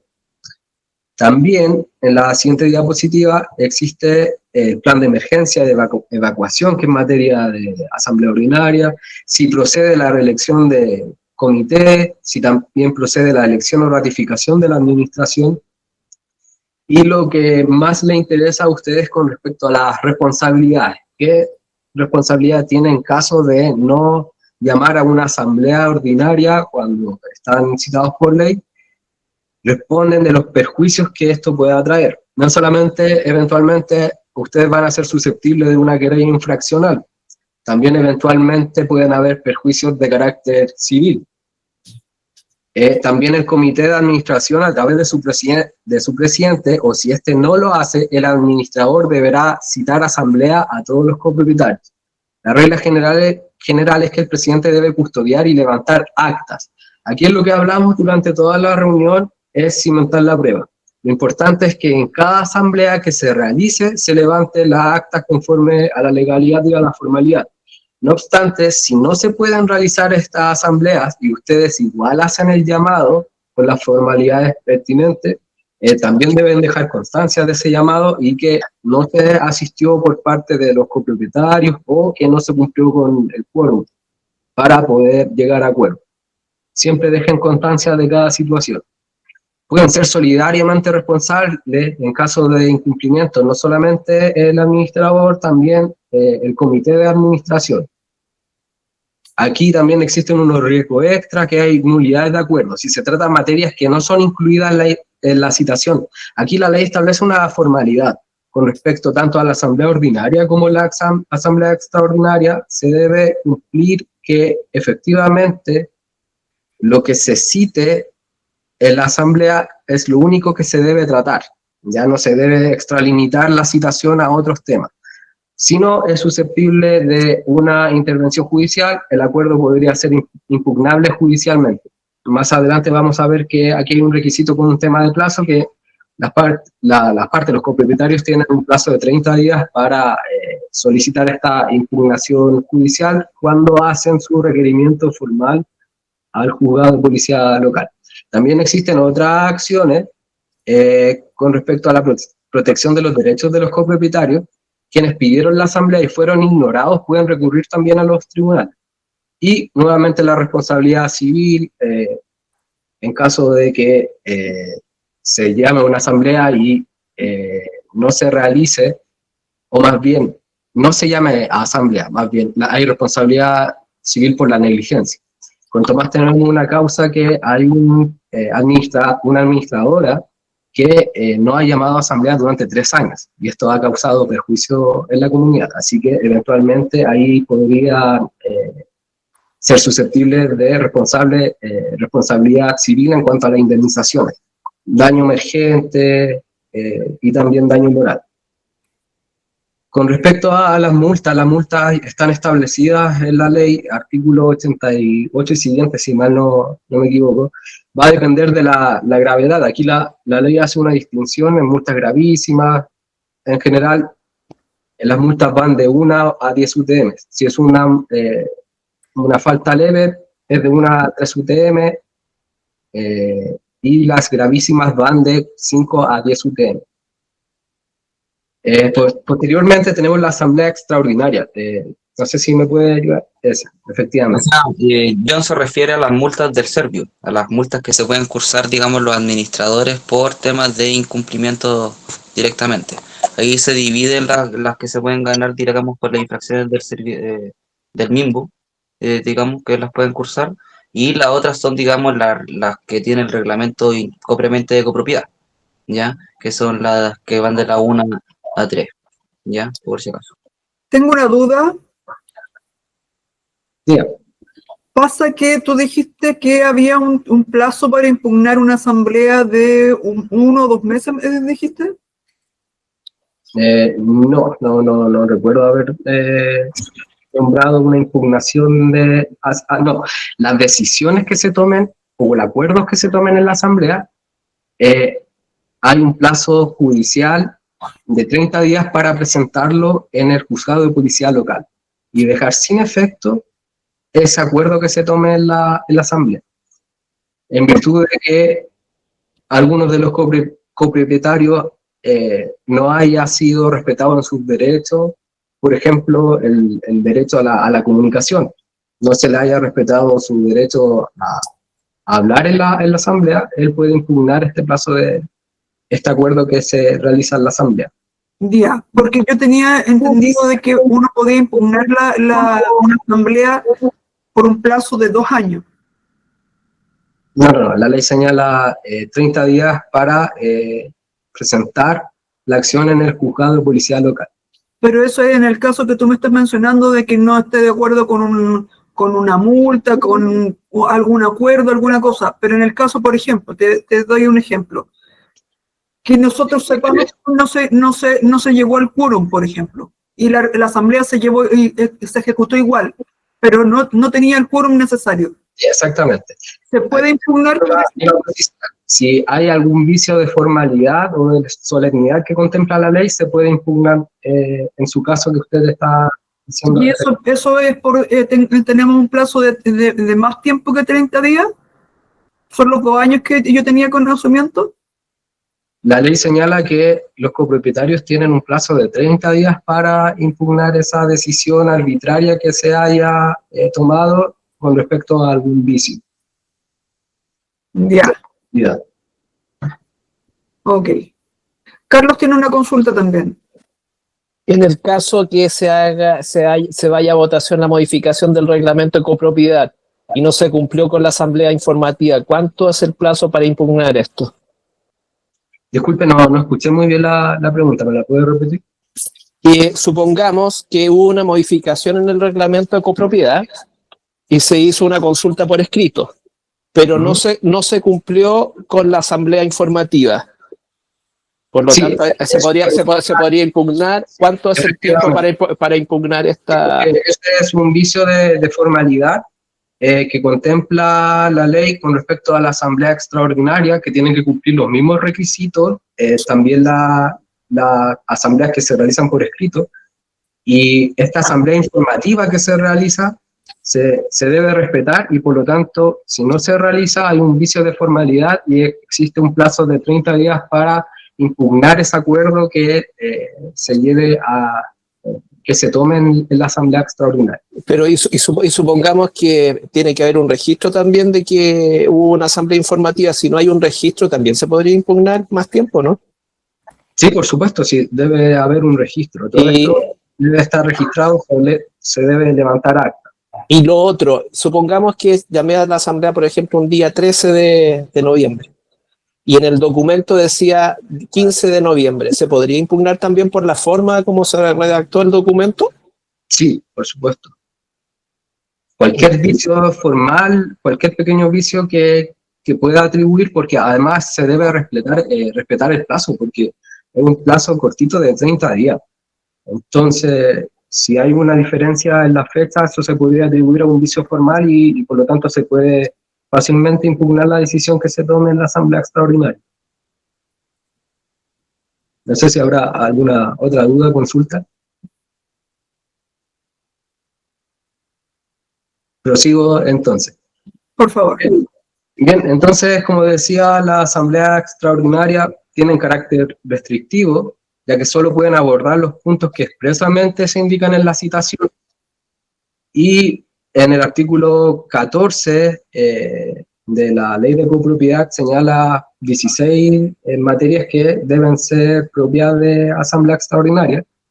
Entre ellas tenemos la modificación del reglamento de copropiedad, enajenación o arrendamiento de bienes comunes, obras de alteración o ampliación de condominios, unidades, administración conjunta de 2 o más condominios, establecimiento de sus administraciones, el mismo de condominio, reconstrucción o demolición condominio, y petición a municipalidad que el condominio quede fuera del régimen de copropiedad, remoción del administrador o del comité de administración, y gastos o inversión extraordinarios que excedan en un periodo de 12 meses equivalente a 6 cuotas de gastos comunes ordinarios total del condominio. Como ven, son materias complejas, pero que están estipuladas en este artículo, y también se puede solicitar asamblea extraordinaria cada vez que la comunidad así lo requiera, cumpliendo con los quórums. Con respecto a la convocatoria y formalidades, debe existir un plazo mínimo de 5 días, que no pueden exceder de 15 días corridos, así lo señala el artículo 16, y en cuanto a la forma, debe ser personalmente o mediante carta certificada al domicilio o vía correo electrónico incorporado al registro de copropietarios.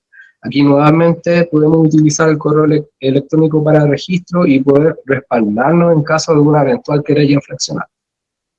También en la Secretaría Municipal cuando se trate de condominios de vivienda social. Y las responsabilidades que tiene toda persona natural, tanto el administrador, comité de administración o responsabilidad compartida, pueden ser susceptibles de querella infraccional, demanda civil de indemnización de perjuicios y eventualmente querella en caso de comisión de algún delito.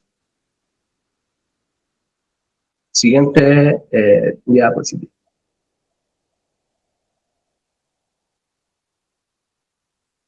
No sé si será esa, la verdad, yo tengo otra diapositiva acá. Es así. La asamblea extraordinaria, en resumen, es clave para las decisiones estructurales o urgentes en la comunidad.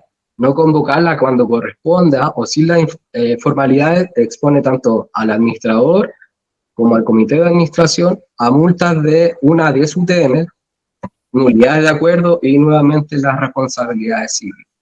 También hay una forma excepcional que yo creo que ustedes las deben conocer, y justamente Carlos señaló un ítem, que es la consulta por escrito.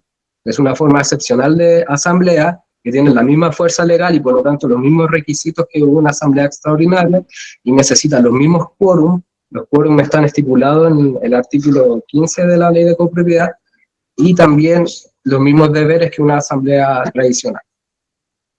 Se debe señalar, indicar claramente la materia a decidir, incluir todos los antecedentes necesarios para que los copropietarios decidan, fijar un plazo para responder. En este ítem la ley no fija un plazo exacto, pero la práctica sugiere que es de 5 a 10 días. Y se debe dejar constancia en el libro de acta, incorporando las respuestas recibidas. Finalmente, levantar acta con los resultados, que debe ser firmada por el administrador y el comité de administración. Siguiente diapositiva. Aquí, bueno, a modo de ejemplo nos encontramos un caso práctico, qué es lo que sucede o cómo puede hacer un copropietario en caso de reparación o una modificación o eliminación de algún bien común. Entonces, los copropietarios, para poder solicitar una asamblea extraordinaria, deben tener a lo menos el 10% de los derechos de la copropiedad. Así lo señala el artículo 14 del inciso 5 de la Ley de Copropiedad. Debe tener el 10% de los derechos en condominio y deben invocar dentro del plazo legal, es decir, 10 días según el artículo 15 del reglamento.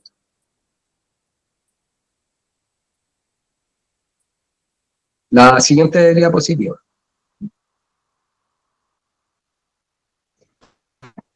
Muchas gracias. La responsabilidad es la misma. Responden civilmente frente a la comunidad si se genera perjuicio. También, como decía Tomás hace un rato, se puede ser objeto de reclamo ante la Seremi de Vivienda, exponiendo esas sanciones. Las sanciones son más graves que las multas que puede imponer el juzgado policial local. En general, las multas siempre van cuando una infracción leve de 1 a 4 UTM y de 5 a 10 UTM si se califica como infracción grave. En definitiva, el derecho de los 10% de copropietarios funciona como un contrapeso al poder del administrador y del comité. Y también les permite a los copropietarios tratar materias relevantes, como el cambio de administrador, revisión de cuentas y aprobación de gastos. La siguiente diapositiva. Aquí era lo que le estaba comentando al inicio de mi cátedra.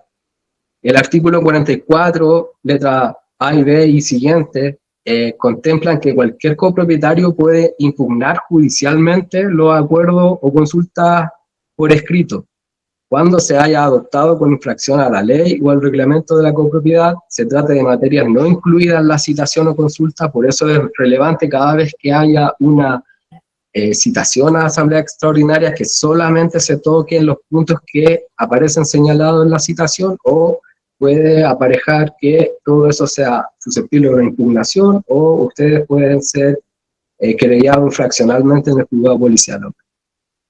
Tercero, se hayan vulnerado los quórum legales o estatutarios, ¿ya? El plazo es de 30 días corridos para impugnar esta decisión, este acuerdo en el acta de la asamblea. Posteriormente se reduce a escritura pública, si corresponde, o desde su notificación formal. Disculpe ahí que lo interrumpa. Esta es la primera controversia que tenemos actualmente, yo diría, en copropiedad, que la vamos a hacer presente. Que es que este plazo que se menciona de 30 días corridos, empieza a correr, estos 30 días corridos, desde que se reduce escritura pública el acta de asamblea, o desde que la persona residente o copropietario, mejor dicho copropietario, participa de la asamblea o su representante. ¿Desde cuándo se empiezan a contar estos 30 días? ¿Ya?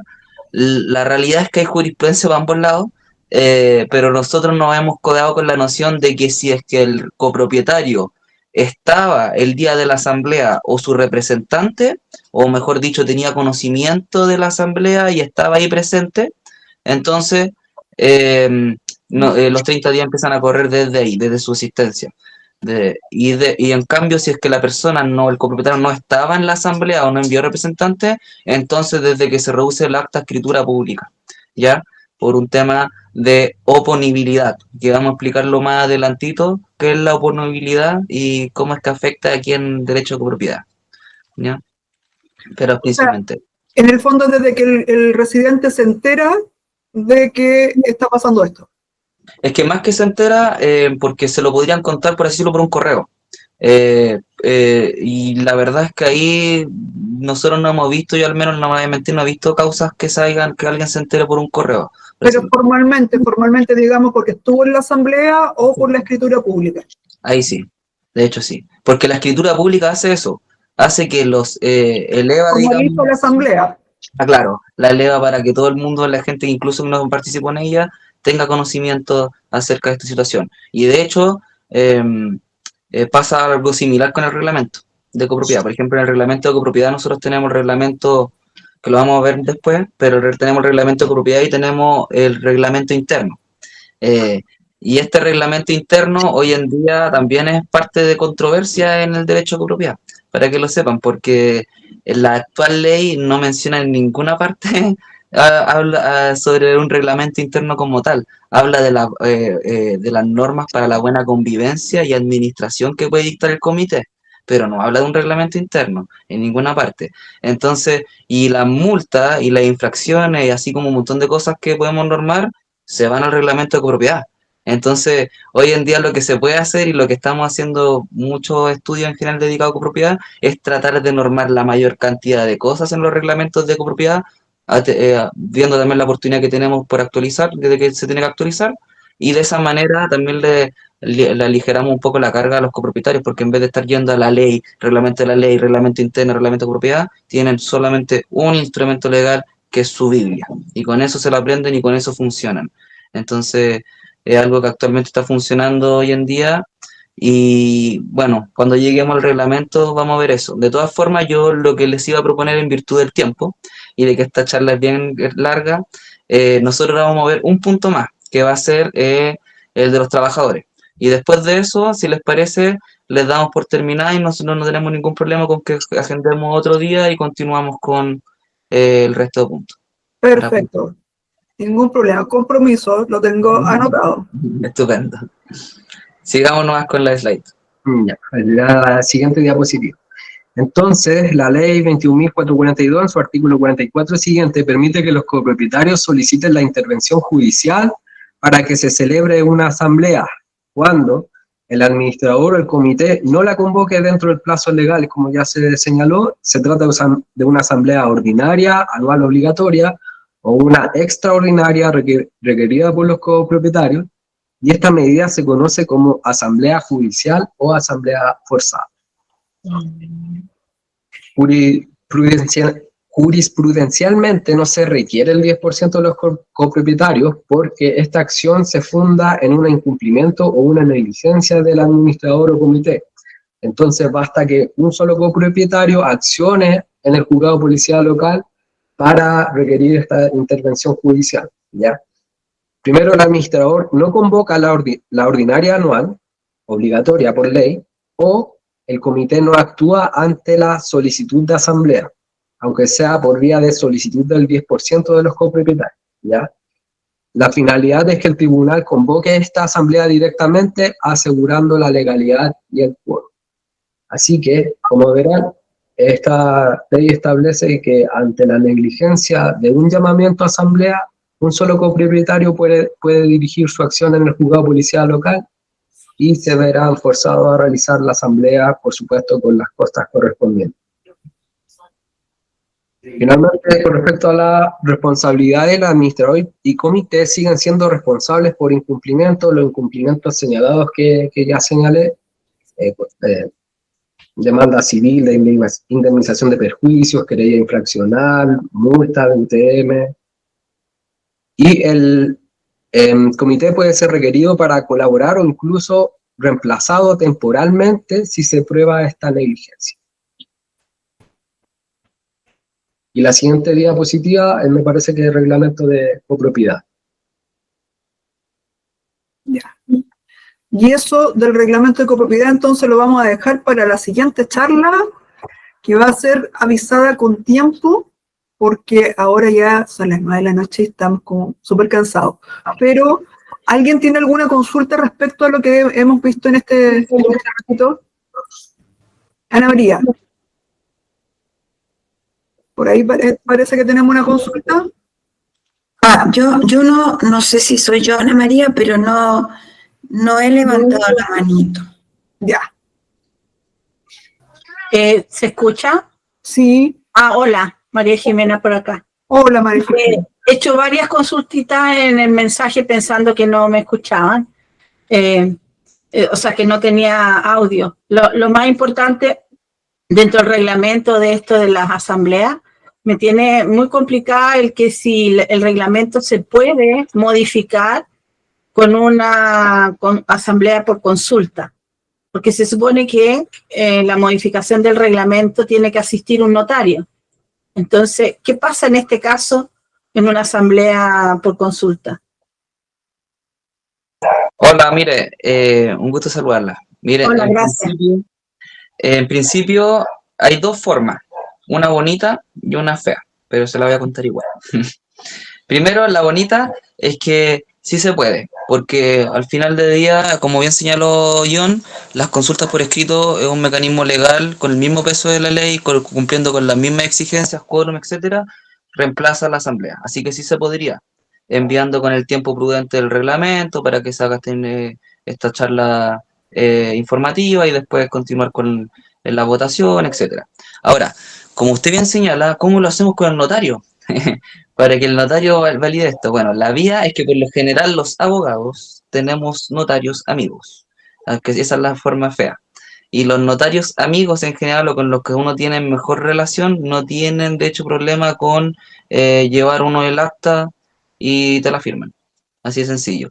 Y otros notarios más pesaditos van a pedir una serie de documentos para demostrar que se haya hecho la reunión conforme, digamos, las exigencias legales.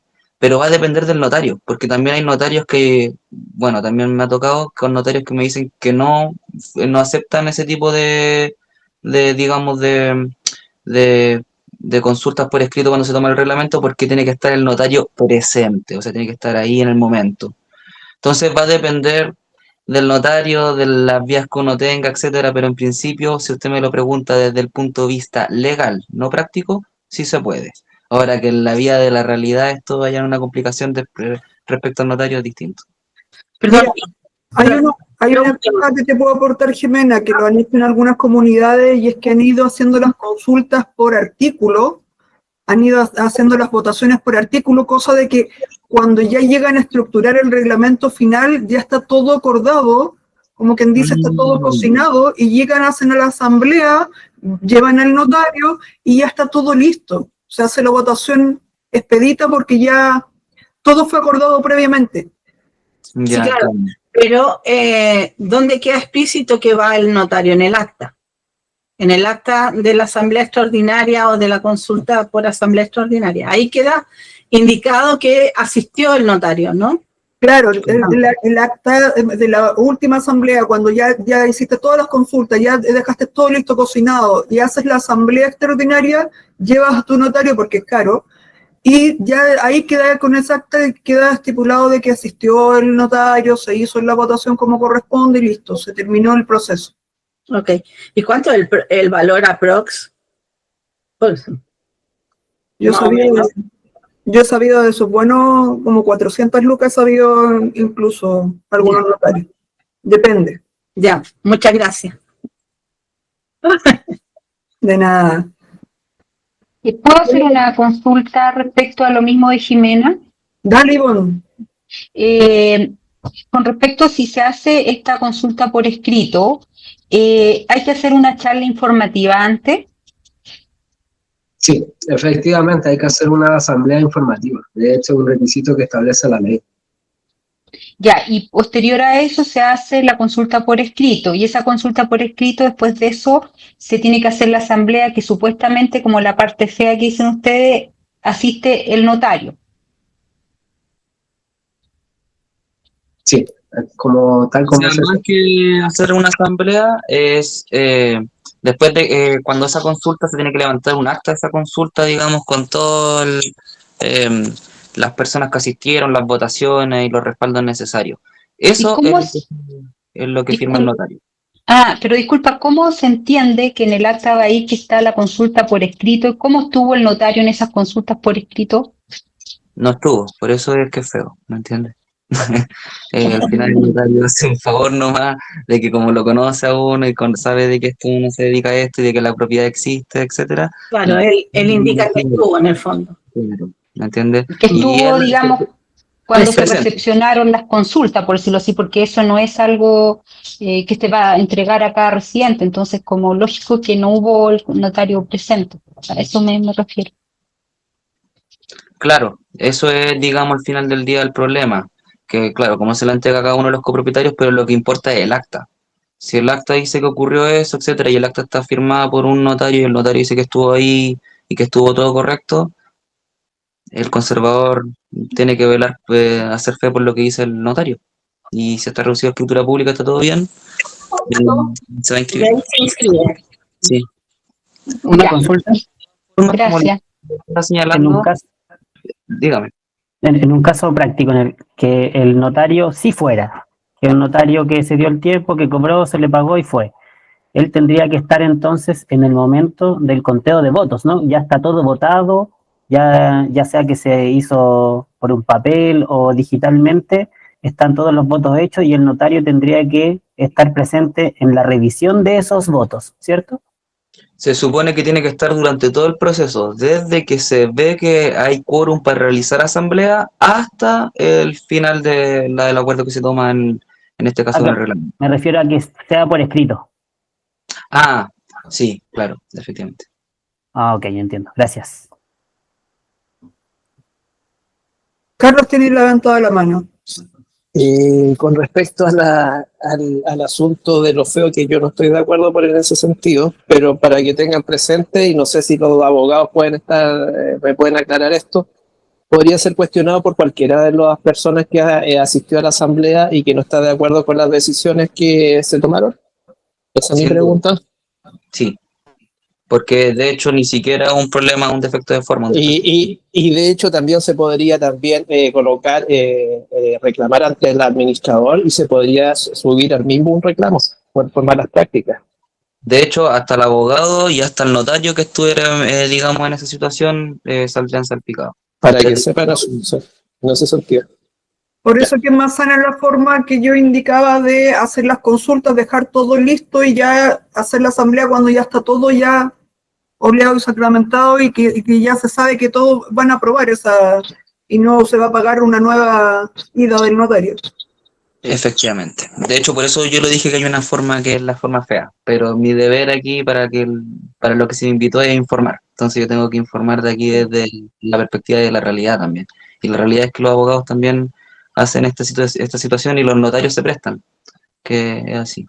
No, pero por eso es importante aclarar también para los que tomen esa decisión, que vuelvo a repetir que no estoy de acuerdo, tengan el riesgo de las implicancias que pueden tener con respecto a su administración y el cuestionamiento que puede ser se puede hacer sobre el comité de administración. Solamente quería informar eso, y ustedes también ustedes tienen que informar los dos lados, el lado bueno y el lado malo. Exacto. ¿Alguna otra consulta, alguna otra duda?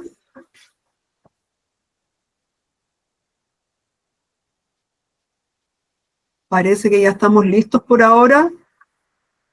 Nos vamos a poner de acuerdo entonces para la próxima charla para aclarar lo que nos quedaron debiendo. Ahí les vamos a estar comentando entonces cuándo se va a realizar, porque estuvo muy buena. Sí, muy clarito todo, como dice Ludwig por acá. Muchas gracias por todo. Muchas gracias también por la participación. Estuvieron muy buenas las consultas. Espero que vayan juntando sus dudas para la próxima charla, porque también yo creo que va a estar bastante buena.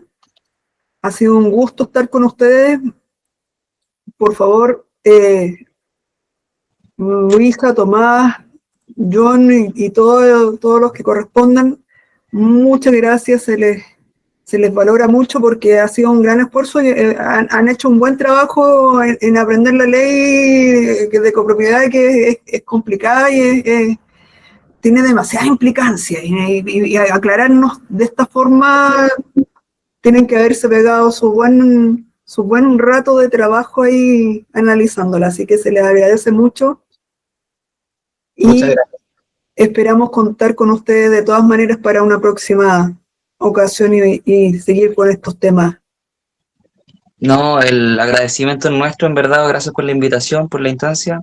Creo, yo siempre lo he dicho en el grupo, cuando meto ahí la cuchara de vez en cuando, que creo que lo que ustedes hacen a nivel de administración, consultores, hay prevencionistas de riesgo, abogados, hay de todo ahí en el grupo, y la idea es esto, ir relacionándose, porque muchas veces la perspectiva jurídica se complementa con la del prevencionista de riesgo, que necesita sí o sí del día a día del administrador que conoce la realidad pura y digamos cruda de la copropiedad. Entonces, trabajar entre equipos multisectoriales, la verdad, ayuda muchísimo, a nosotros también. Y eso, así que la próxima charla nos queda la parte laboral. Vamos a hablar también de los conflictos que hay hoy en día, que los vemos todas las semanas prácticamente con peleas o lesiones que le hacen a los trabajadores, al administrador, etcétera, o entre copropietarios, ¿qué se puede hacer ahí? Y también vamos a pasar un poquito sobre el reglamento, el plan de evacuación y emergencia y los seguros.